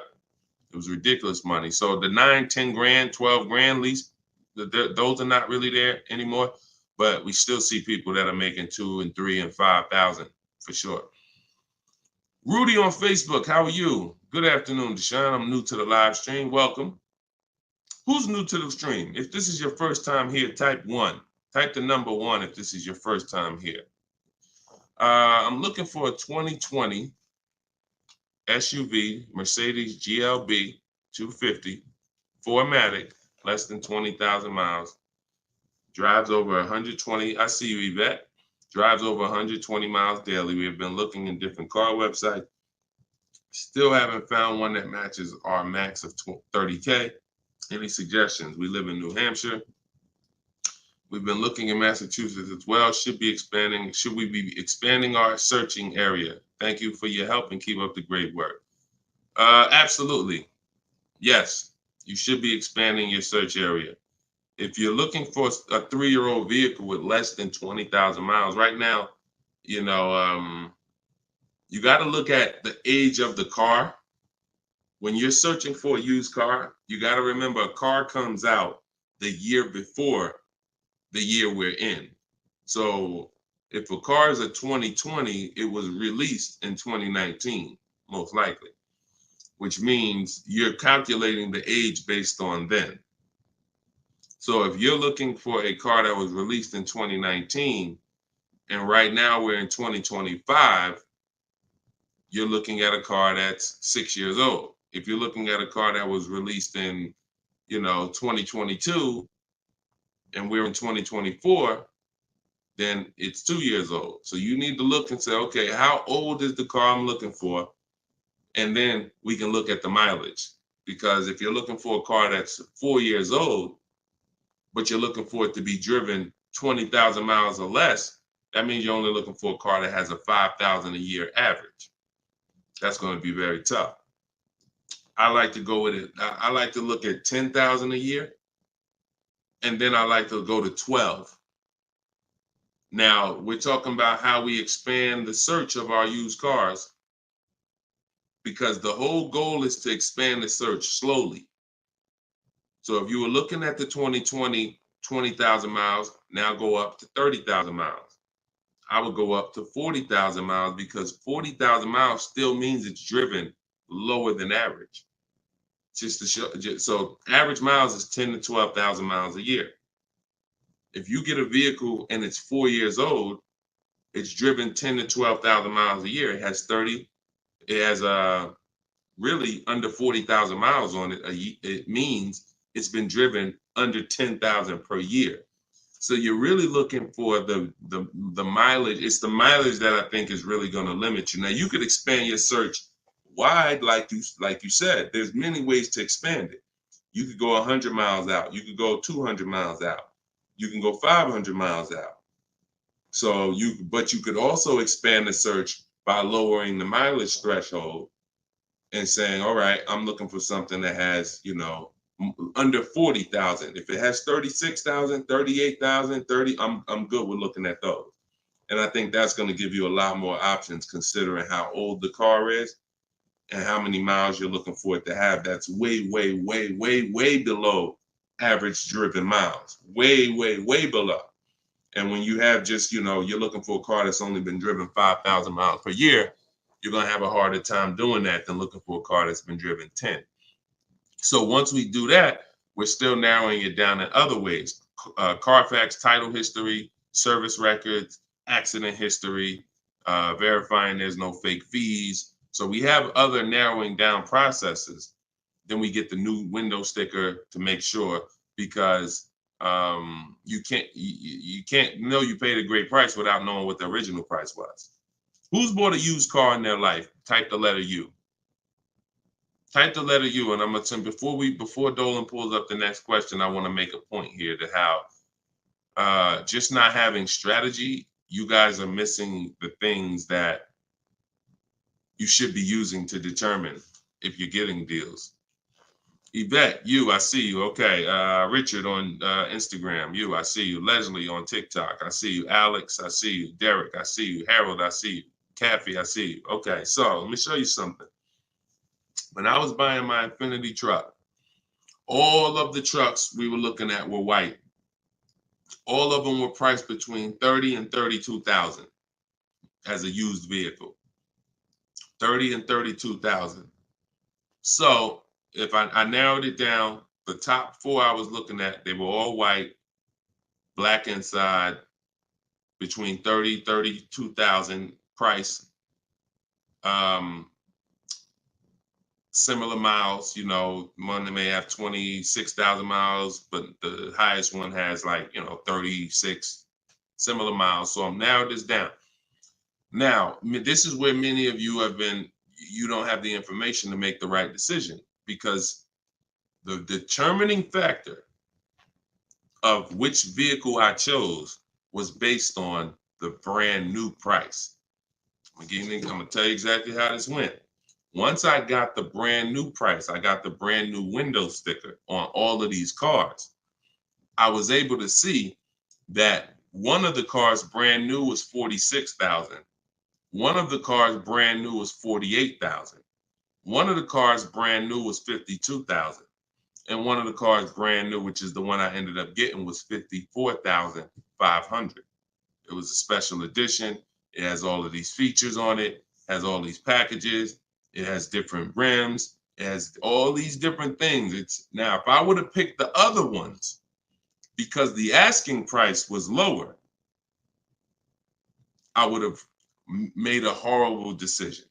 Paying 31,000 for a car that was originally 46,000 is nowhere near as good of a deal as paying 31,800, which is what I paid for a car that was originally 54,000.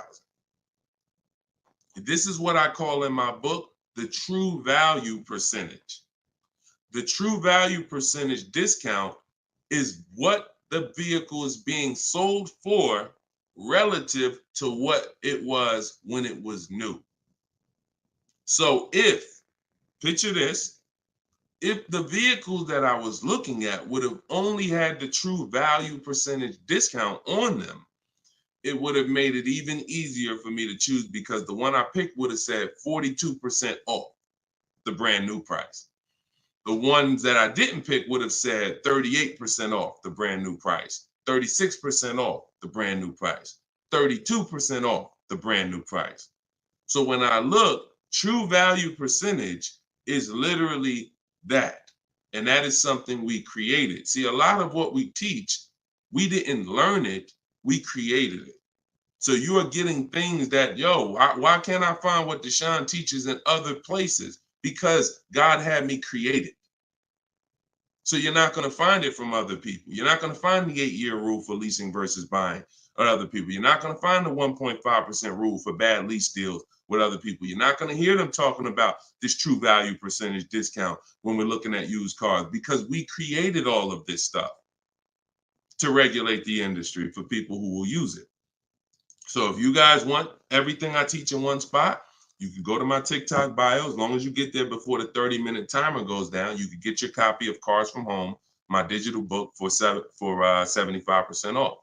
Go there. You won't even leave the broadcast. Get your 75% off. It'll be in a few minutes, and you can use this stuff for the rest of your life. Same thing with Instagram bio. And if you're on Facebook or YouTube, we have a comment in the comment section for you guys to get your book there, and you can use it. And if you're on a TV watching us, then you can just scan this QR code with your phone, and you can get your 75% off. $97 is still a great price, even if you missed it and suffer.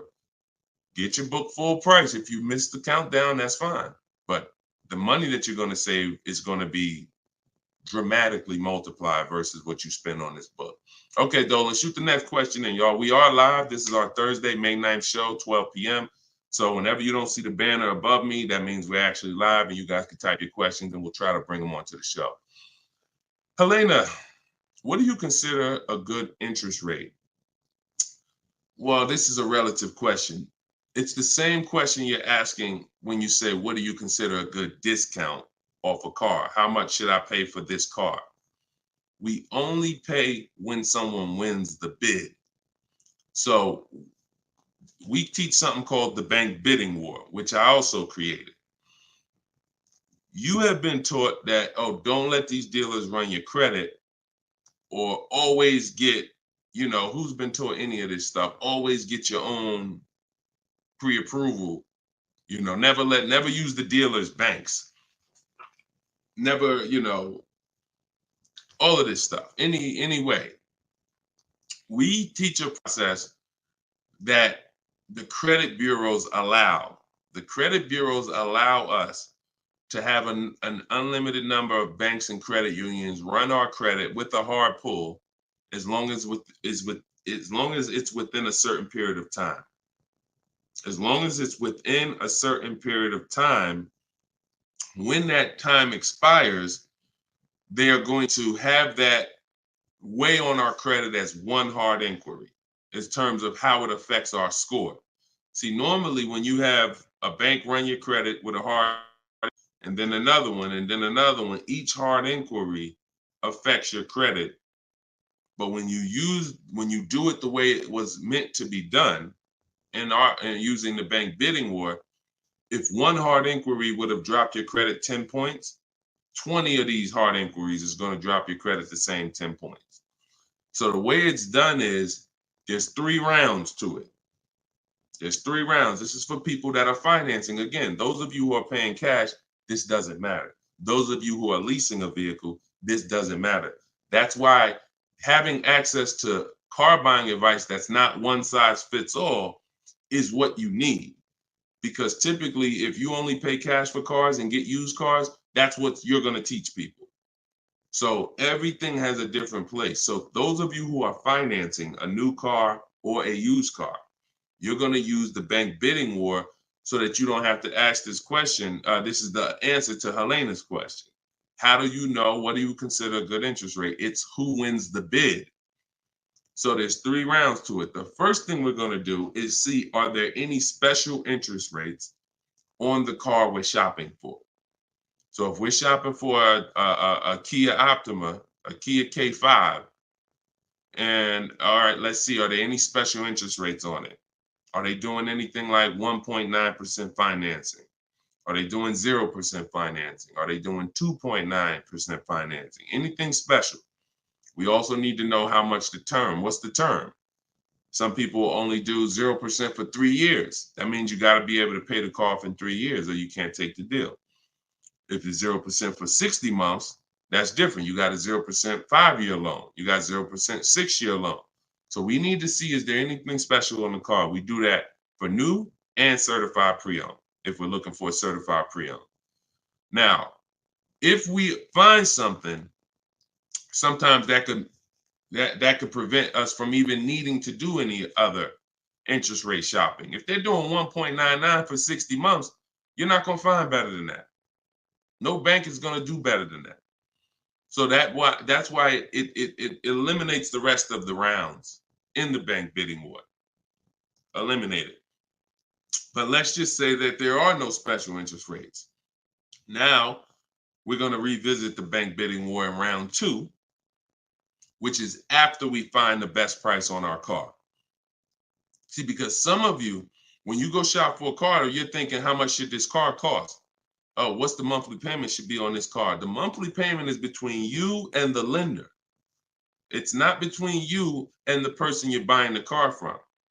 See, this goes back to our point, which is you must set up your car buying transaction from who you're getting your loan from.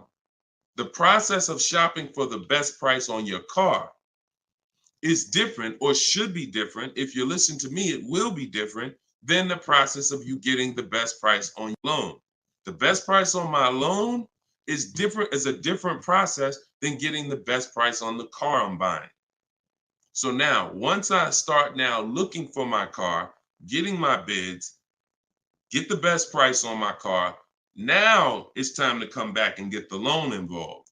See, many of you are focused on what the best monthly payment is on the car, but you're not focused on finding the dealer that has the lowest price. That's focus number 1. Before we think about what is our monthly payment, we are thinking about what is the dealer? What's my process for finding the dealer who's going to sell me this Kia K5 for the lowest price? Who's going to sell me this $40,000 car for the lowest price? Once I find that dealer, Now it's time for me to come and get start shopping for my loan.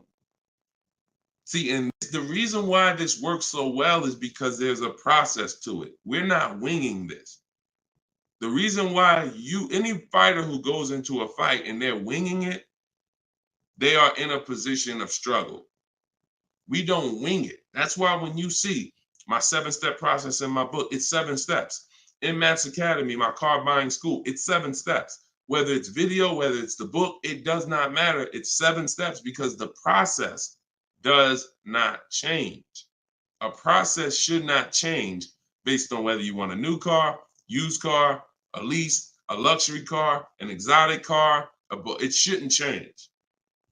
So once you find the best price on the item, now you're coming home and you are going to now contact online banks, your bank, your credit union, and you're going to get all their offers.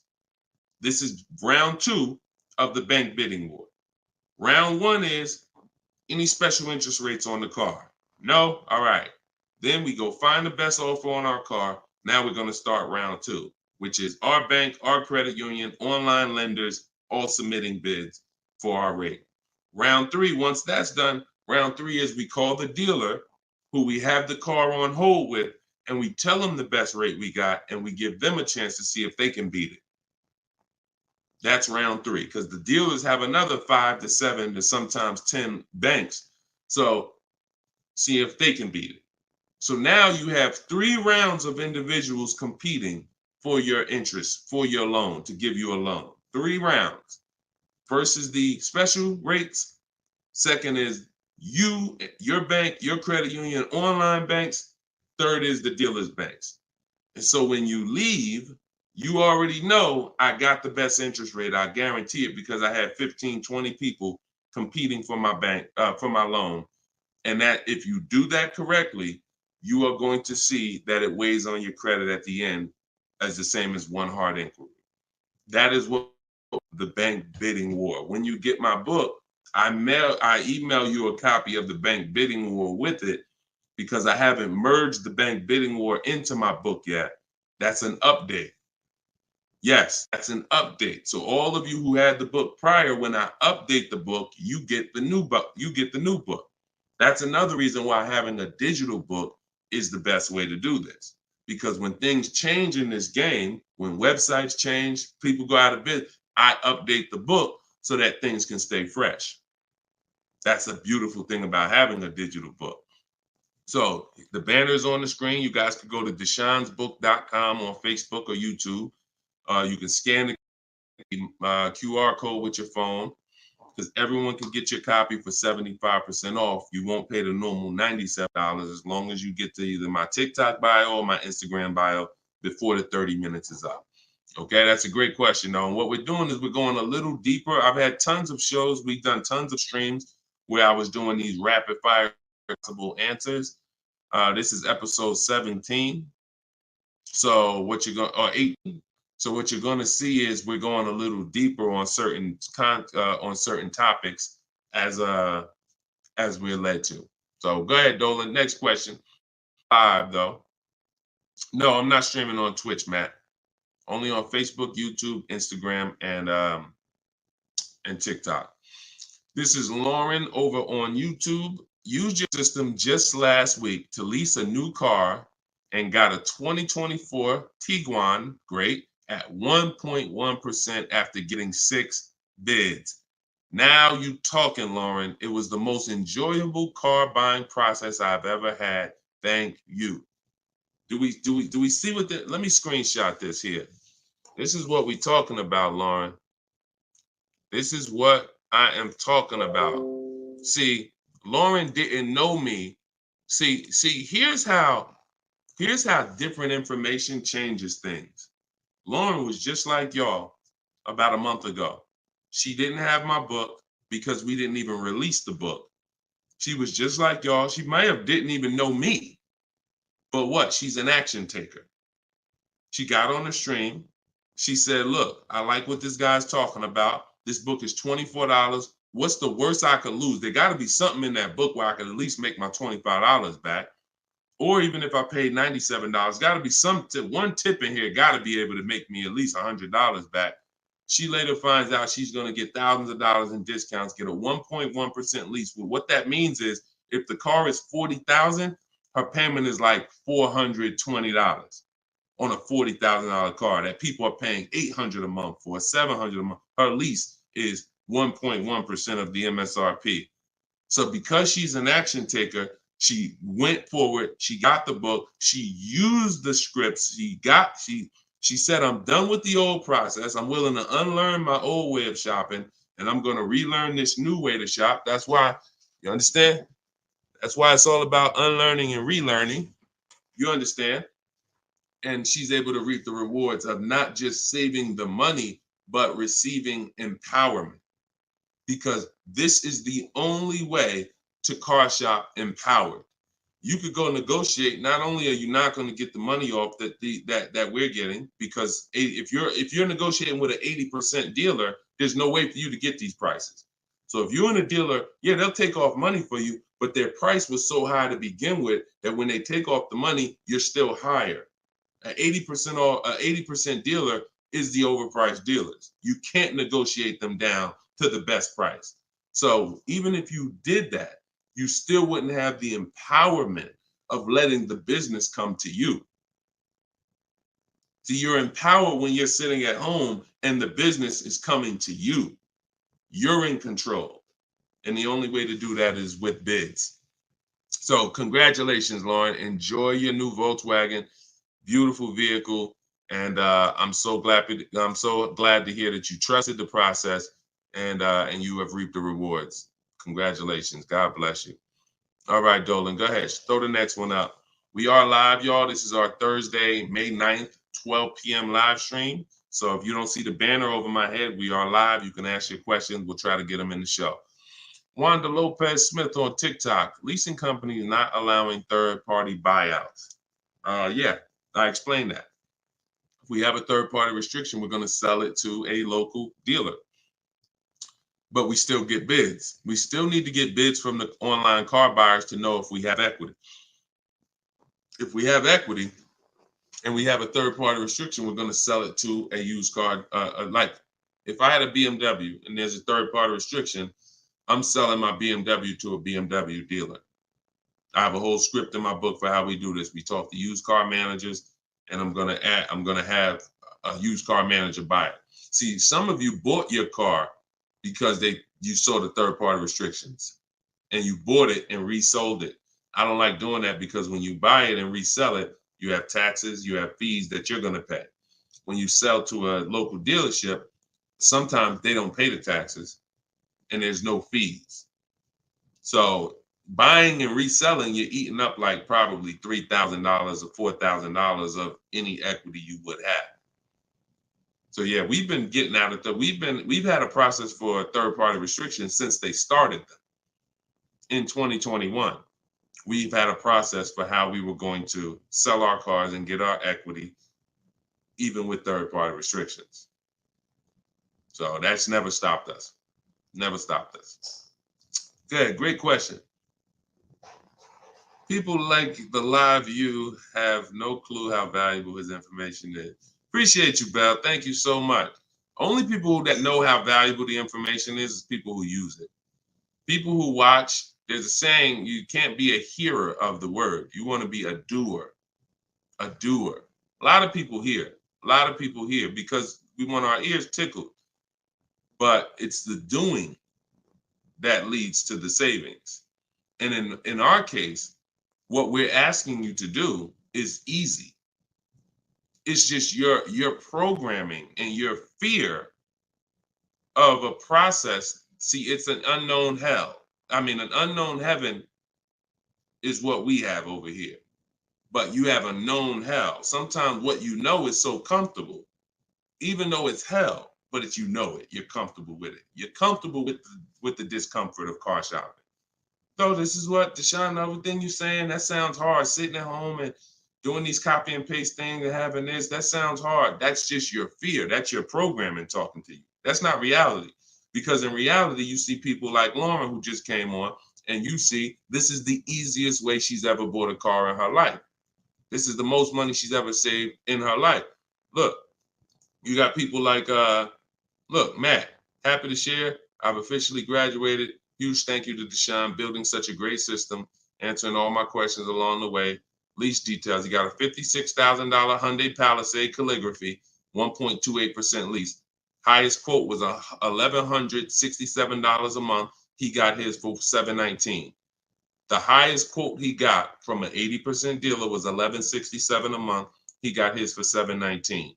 Sitting at home, getting bids. So for those of you who want to know, like, I do have a car buying school. It's called Maps Academy. You want to know more about it? We have a comment in there. You can attend my free masterclass. I don't let anybody in my school who has not gone to my masterclass. Everything you're doing wrong, buying, selling, and leasing cars. So there's a comment in there for the comment section, and we have a link in my bio for you as well, who, if you think, you know what, I want to see about his online buying school. I don't care, because the system that Matt says, Deshone, thank you, Deshone, for building such a great system. The system is the same. So, but you have to be an action taker. And because the system is simple, and it's in video form, and it's in book form, and it's in my free live video, my free streams, you just get it where you could get it. But there's no excuse for sitting at home car shopping the old way anymore when this information is available and it exists and it's 3 years old. This isn't new. We have hundreds of people. You're not oh, let me take a chance and see if this will work. That ship has sailed long time ago. Long time ago, that ship has sailed. But the action takers are going to win, not just the hearers. People listen, oh yeah, this sounds good. Of course it sounds good. But you won't reap the results until you become an action taker on the information. Okay, so those of you who want the book, it's in my TikTok bio, it's in my Instagram bio. You'll have access to these strategies for the rest of your life. All right, Dolan, shoot the next question up. We got some great questions coming in today. This is our Thursday, May 9th live show. So we are live right now. It's our 12 p.m. stream. Melanie from TikTok, what do you recommend for a young adult that is first-time car buyer that has no credit? I would recommend you save up. You get something that we call a smart car. That's not one of those little cars that you heard. It stands for saving money at the right time. I got a car that's my point A to point B car because I work from home. I got a car that was literally $4,000. I got it from a grandfather over in South Orange. He was 98 years old, and he still drove until he couldn't drive anymore. Car had 72,000 miles on it, and I got it for $3,750. Literally, I got it a year ago, so that was, it was an 08 Pontiac G6, 70,000 miles. And that's something that I drive from point A to point B whenever I want to do my run. Because again, I work from home. Most times we take the truck, but if my wife's out, I'll take the car. But I didn't need to spend $10,000, $15,000, $20,000 on a car that I'm driving twice a week. So what I would tell you for you is, if you need transportation, you want to get it reliably, save up some money, get yourself a private party sell on Facebook, pick it up for a couple grand, but you have to be diligent. You want to find it from an owner. You want to find it from an owner who's not driving too much, who maybe they got a second or third car in the family, and that you don't want to deal with these dealers on Facebook Marketplace perpetrating as owners. The owners know the history of the car. They've had it for the last 8-10 years. You want somebody that can tell you, yeah, my little son, this is where Jeremy took the car one day. He was driving to the grocery store. He backed into a car over there right here. You want a person who knows that, not a dealer who just picked up the car and now they're trying to sell it to you for $2, $3, $4 grand. So that's what I would be doing. I would be getting me a very reliable, inexpensive car that I can actually get to work with, make more money. And then once I make money, I will be choosing whether I'm buying or leasing based on if I'm going to keep the car for 8 more years. Whenever you get into spending real money on cars, over 12, 15 grand, this is when you start wanting to ask yourself, am I going to keep this car 8 years or not? Because once you get these cars and build up your credit, Melanie, another thing you should be doing is getting a credit card, not using it, pay it off every month, spend $20 on it, pay it off so you can get your credit up to a 700 score. You could be at a 700 score lightning fast before the next 12 months. So now what you want is you want a car to drive, get you to where you're going, but then you want to be building your credit now. So now when you're like, okay, I got a job, I'm making money, I want to get me a different car. Am I going to buy it or lease it? And if you're not keeping it 8 years, you want to go for the lease so that you could drive a brand new car for pennies on the dollar, as long as you keep following what we're teaching and getting great lease deals. But if you're keeping the car for 8 or more years, then you would go and you would buy a car, not lease it. But in order to do that, you want to set yourself up and get yourself up to a 700 credit score. So you should follow somebody like Shonda Martin. She's on all the platforms. Shonda Martin, this young lady is a guru when it comes to credit. She does a lot of live streams, a lot of Q&As, just like me. But yeah, you got a great path. But don't go out there and do what a lot of people do and finance a car, no credit, your first car, you're going to go buy it. Now you're getting a $20,000 car. You're going to probably pay, $500 a month for it. And now that car is going to be a long-term thing because it's just too expensive. And you just don't follow the traditional route is what I would tell you. All right. I'm glad. It's my daughter. She has a full-time job and now searching for a car. Okay. Perfect, Melanie. I think that's a great plan. Because the thing about that car that you're going to get for Facebook Marketplace is whenever she decides that she's ready to finance or lease a car, she can sell that car and get all her money back. If she finds a great car on Facebook Marketplace for $4,000, $5,000, you guys can sell that car and get the whole $4,000 or $5,000 back. You'll get 80-90% of it back. And I like to get whenever it's going to be a short-term thing, I don't want a car where it's going to be a burden to me later. We want to get a car that does the job now. I know with this Pontiac, whenever I choose to sell it, because I'm actually going to get a car. I've been waiting to get a vehicle that I want for a number of years. And when I do go get that, I'll sell this one, but I'll get everything back that I spent on that car. I'll get it back. So it's just strategic. It's a great way to move when you know these cars are not costing you money. You're breaking even on them, and it's just great. So that's what I would say, Melanie. That's what I would do for my own daughter. Okay, go ahead, Dolan. Shoot the next one up. We are live, y'all. We're going to try to get through as many as we can in the show. Type your questions. This is our Thursday, May 9th show, our 12 p.m. broadcast. So, Sir Francis on YouTube. What's the best source for an accurate valuation to determine if purchasing a used car is a good idea? I don't go by that. The only way purchasing a used car is a good idea for me is if we're keeping it at least 8 years. That's it. If you're not keeping it at least 8, are you keeping the vehicle at least 8 years?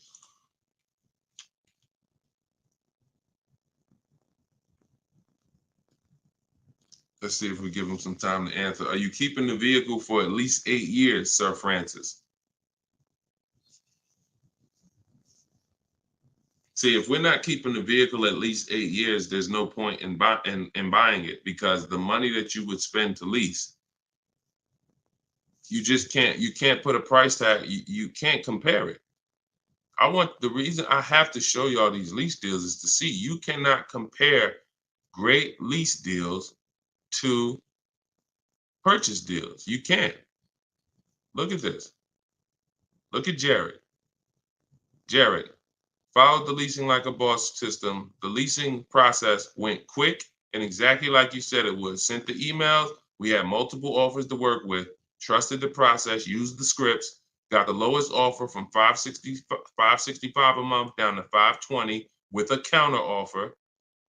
Look.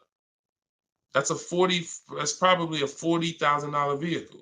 I don't have it up in front of me because I cut the rest of his post off. But look, 1.28, $56,000 vehicle. Even if you were buying a used version of this. So let's just I want to show you this.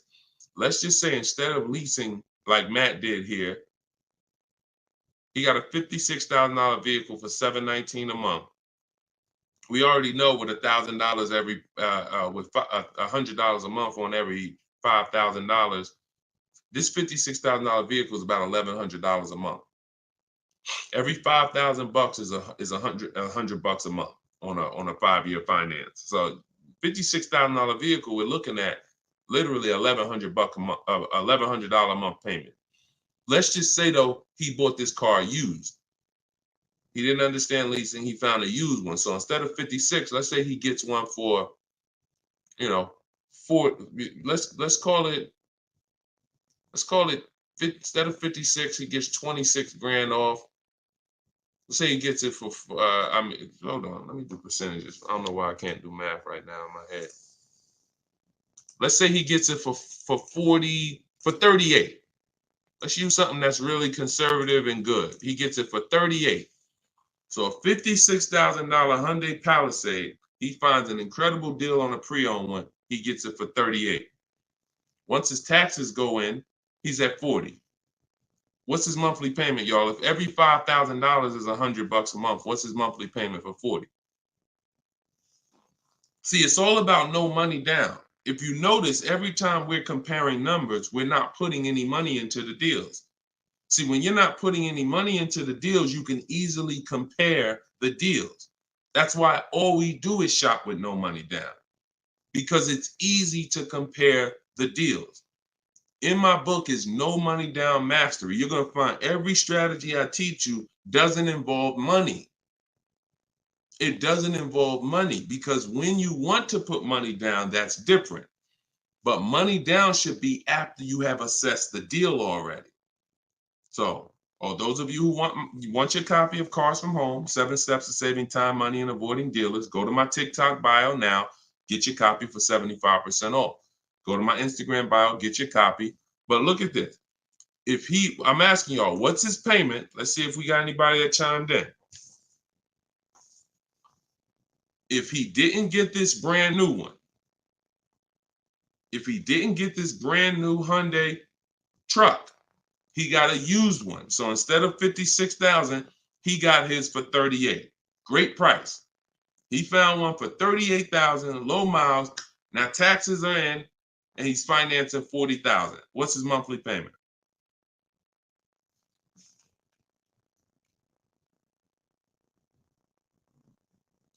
Anybody do the math? Every 5,000 bucks. Well, I'm gonna tell y'all now. Okay, y'all taking a little long. It's $800 a month. Thank you, Derek. Thank you, Derek, on Facebook. $800 a month. So let's look at that. Matt drove off $719 a month, no money out of pocket. Brand new 2024, never been driven, new car smell, fresh out the plastic, $719 a month. Same person who bought that car because they didn't understand leasing, they're paying $1,100 a month. Now there happens to be another one just like it, but it's a 4-year-old one, and it's $38,000, and someone else gets that, and they're paying $800 a month. Do you see how much money those who don't teach you about leasing have cost you? Do you see how much money listening to those who don't understand leasing has cost you? Big money. So I'm either driving a used car and I'm paying more than the guy who got the brand new one, or I'm driving a brand new one just like him and I'm paying $400, $500, $600 more than what he's paying because I bought the car. Now, when do the people who buy win? When do they win? 8 years down the road. 8 years down the road. See, because when you buy your car and you pay it off, see, the person who leases is not worried about depreciation. That's the car going down in value like this. The person who leases is not worried about depreciation. They've already beat it because their lease payment is so low. Their lease payment is so low, they're paying less than what the car's normal depreciation would be. So they beat it with a great lease deal.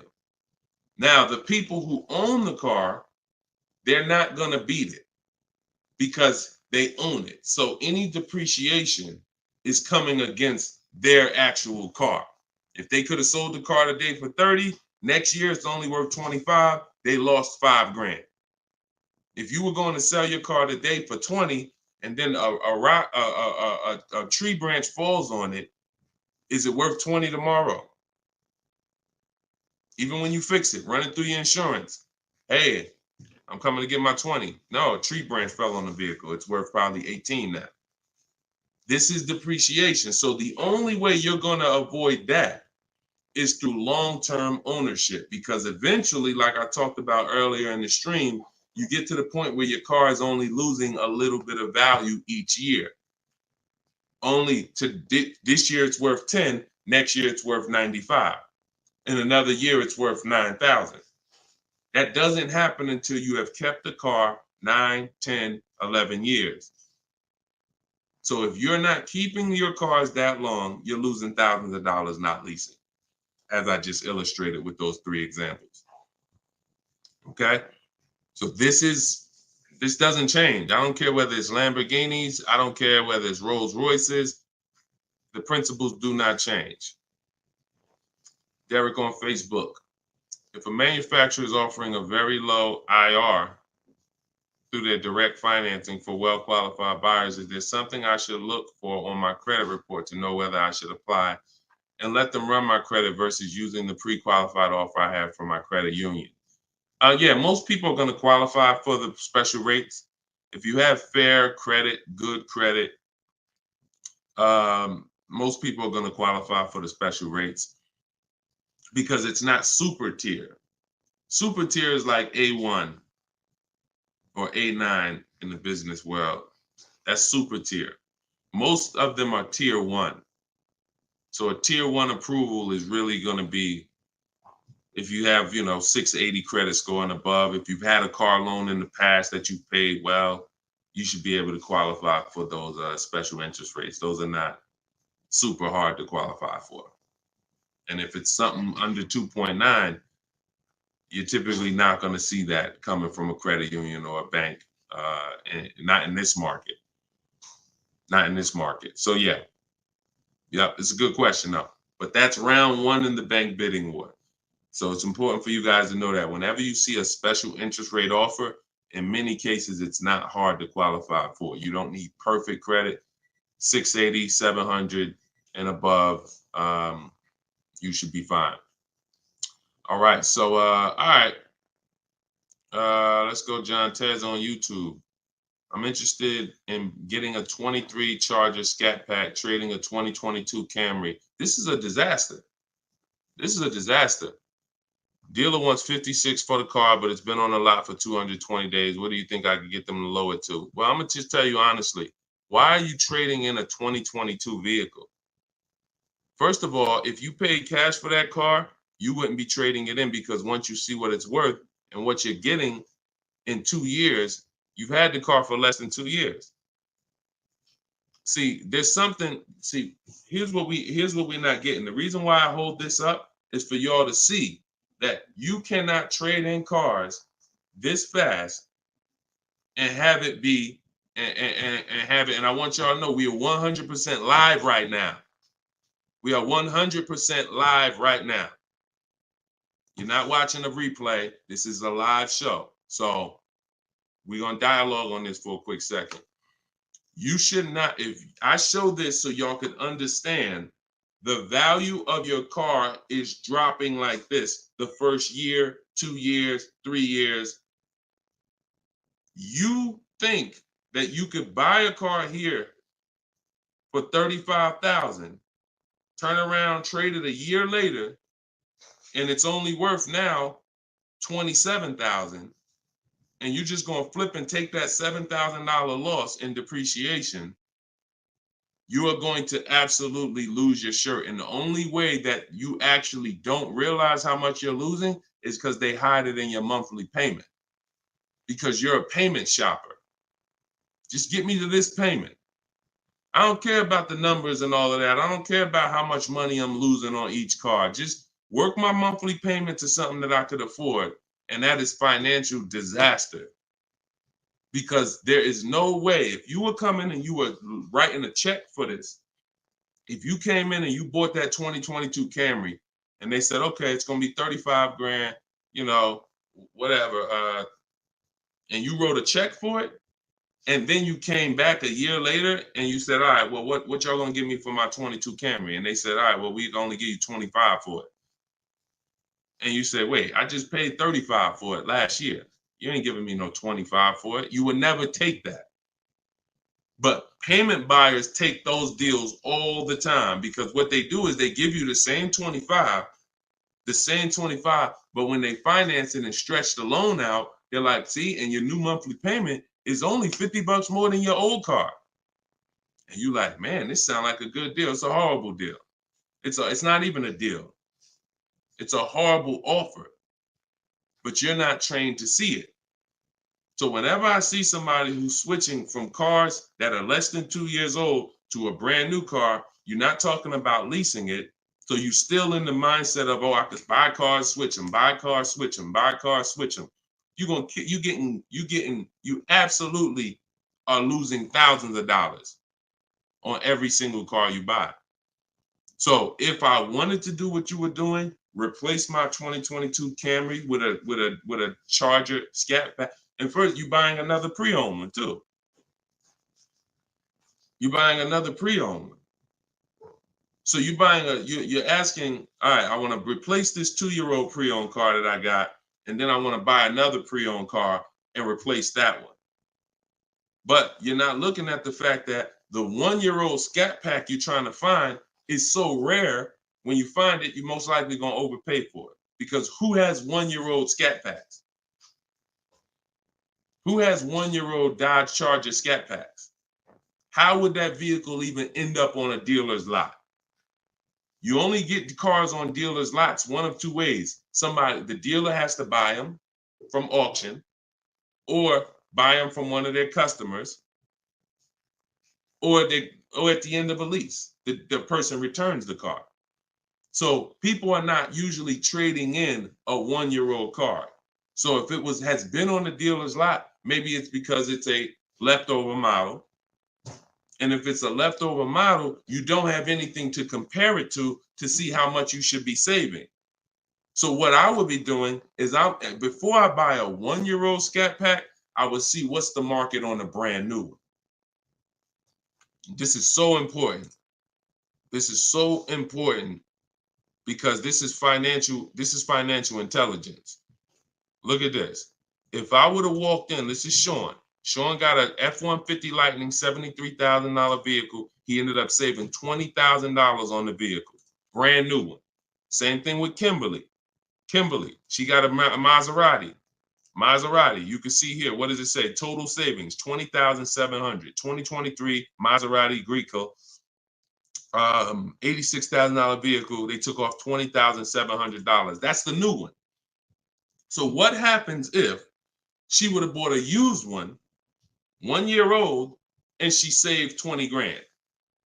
She might have thought that was a great deal. Man, I got a 1-year-old Maserati. They took off 20 grand from me. Not if she didn't know that on a brand new one, she could have got 20 grand off. So whenever you're buying a car that new, you need to know what the brand new market is to know, all right, if I can save 10 grand off a brand new one, then how much should I save off the 1-year-old? I should save a lot more than that. See, and you have a lot of things that you moving in a way that I would tell you need a system, because it's hard for me to explain to you everything you are doing and a way you're approaching this, how you're going to overpay by thousands and thousands of dollars. You haven't talked about leasing versus buying. You're not talking about shopping for cars in a way where you can actually see multiple offers. You're talking about buying a 1-year-old pre-owned car without looking at what the market is. How do I know a good deal on a 1-year-old one? There's not enough vehicles out there for you to know a good deal on a 1-year-old, which means the only way I'm going to know a good deal on a 1-year-old one is I need to know what a good deal is on a new one. And if a good deal on a new one saves me 15 grand, then that means on a 1-year-old one, I need to save like 20 to 25. There's not enough vehicles for you to do that. So you should really be looking at following a system, learning about leasing versus buying. Are you keeping the next car 8 years or not? If you're not keeping the next car 8 years, you shouldn't be buying, you should be leasing. Because I don't care what you get the price for on the Scat Pack, you are gonna overspend compared to someone who goes and leases their Scat Pack and gets a great deal on it. So we got to slow down and look. Most times we're approaching car buying like grocery shopping. We trying to get our car deal done the same time as a grocery shopping visit. 2 hours, 3 hours. We're at the grocery store more than we're planning our car purchase. And the only way you're going to save money is to take your car buying process seriously. If it's just like, nah, Deshone, it ain't that big of a deal, then go ahead and go give them 15, 20 grand. But I tell you what, somebody like me, somebody who's listening to me, who getting the same car that you're getting, and they say, man, so funny, Deshone, I'm in the same position as that person is in. I got a Camry too, and I want to replace it too with a Scat Pack. But I'm gonna use your strategies.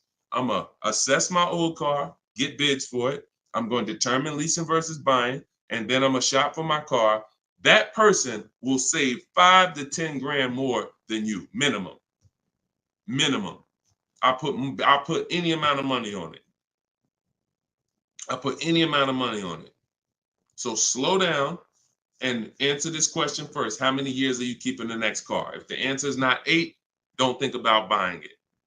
Don't think about buying it. My goal is to shop for my most aggressive lease on my next car. If I'm buying it and I'm keeping it over 8 years, then I'm buying it. I'm not buying a car that I'm not keeping more than 8 years. Not no Scat Pack, not no Dodge Challenger, not no Toyota Camry, nothing. If I'm not keeping it 8 years, I'm not buying the car. Lease deals are too great. It's pennies on the dollar when I learn to get them. So everything I'm teaching y'all is out of my new book, Cars from Home. It's a digital book. It's called 7 Steps to Saving Time, Money, and Avoiding Dealerships.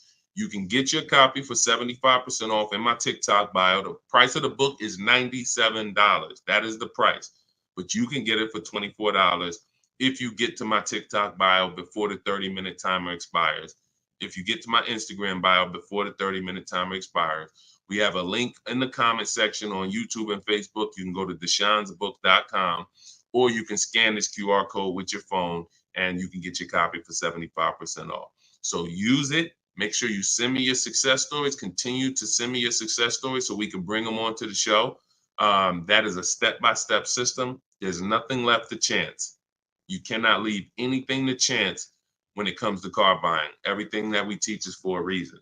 So let's continue to move. You know we will be back soon for another stream. And catch us later. We're usually live 7 and 12 p.m. So if you're around at 7 p.m., just again, if you don't see the banner above us, that means we're actually live. So jump on and we'll get to it. Everybody else who got your book, enjoy. For those of you who want to attend my free masterclass, Everything You're Doing Wrong, Buying, Selling, and Leasing Cars, you can also go to the comments or to my TikTok and Instagram bio. But you're going to need about an hour. And that's a straight hour of me and my board. And we have a comment for you right here in the Facebook and in the YouTube section. That's me showing you scenarios, going over 23 mistakes that most of you are making that you need to stop making if you're truly going to get below market deals. Okay, so other than that, y'all, get the information. I don't care how you get it. Get in where you fit in. Use it. Keep unlearning. And let's keep saving this money. All right. God bless y'all. See y'all on the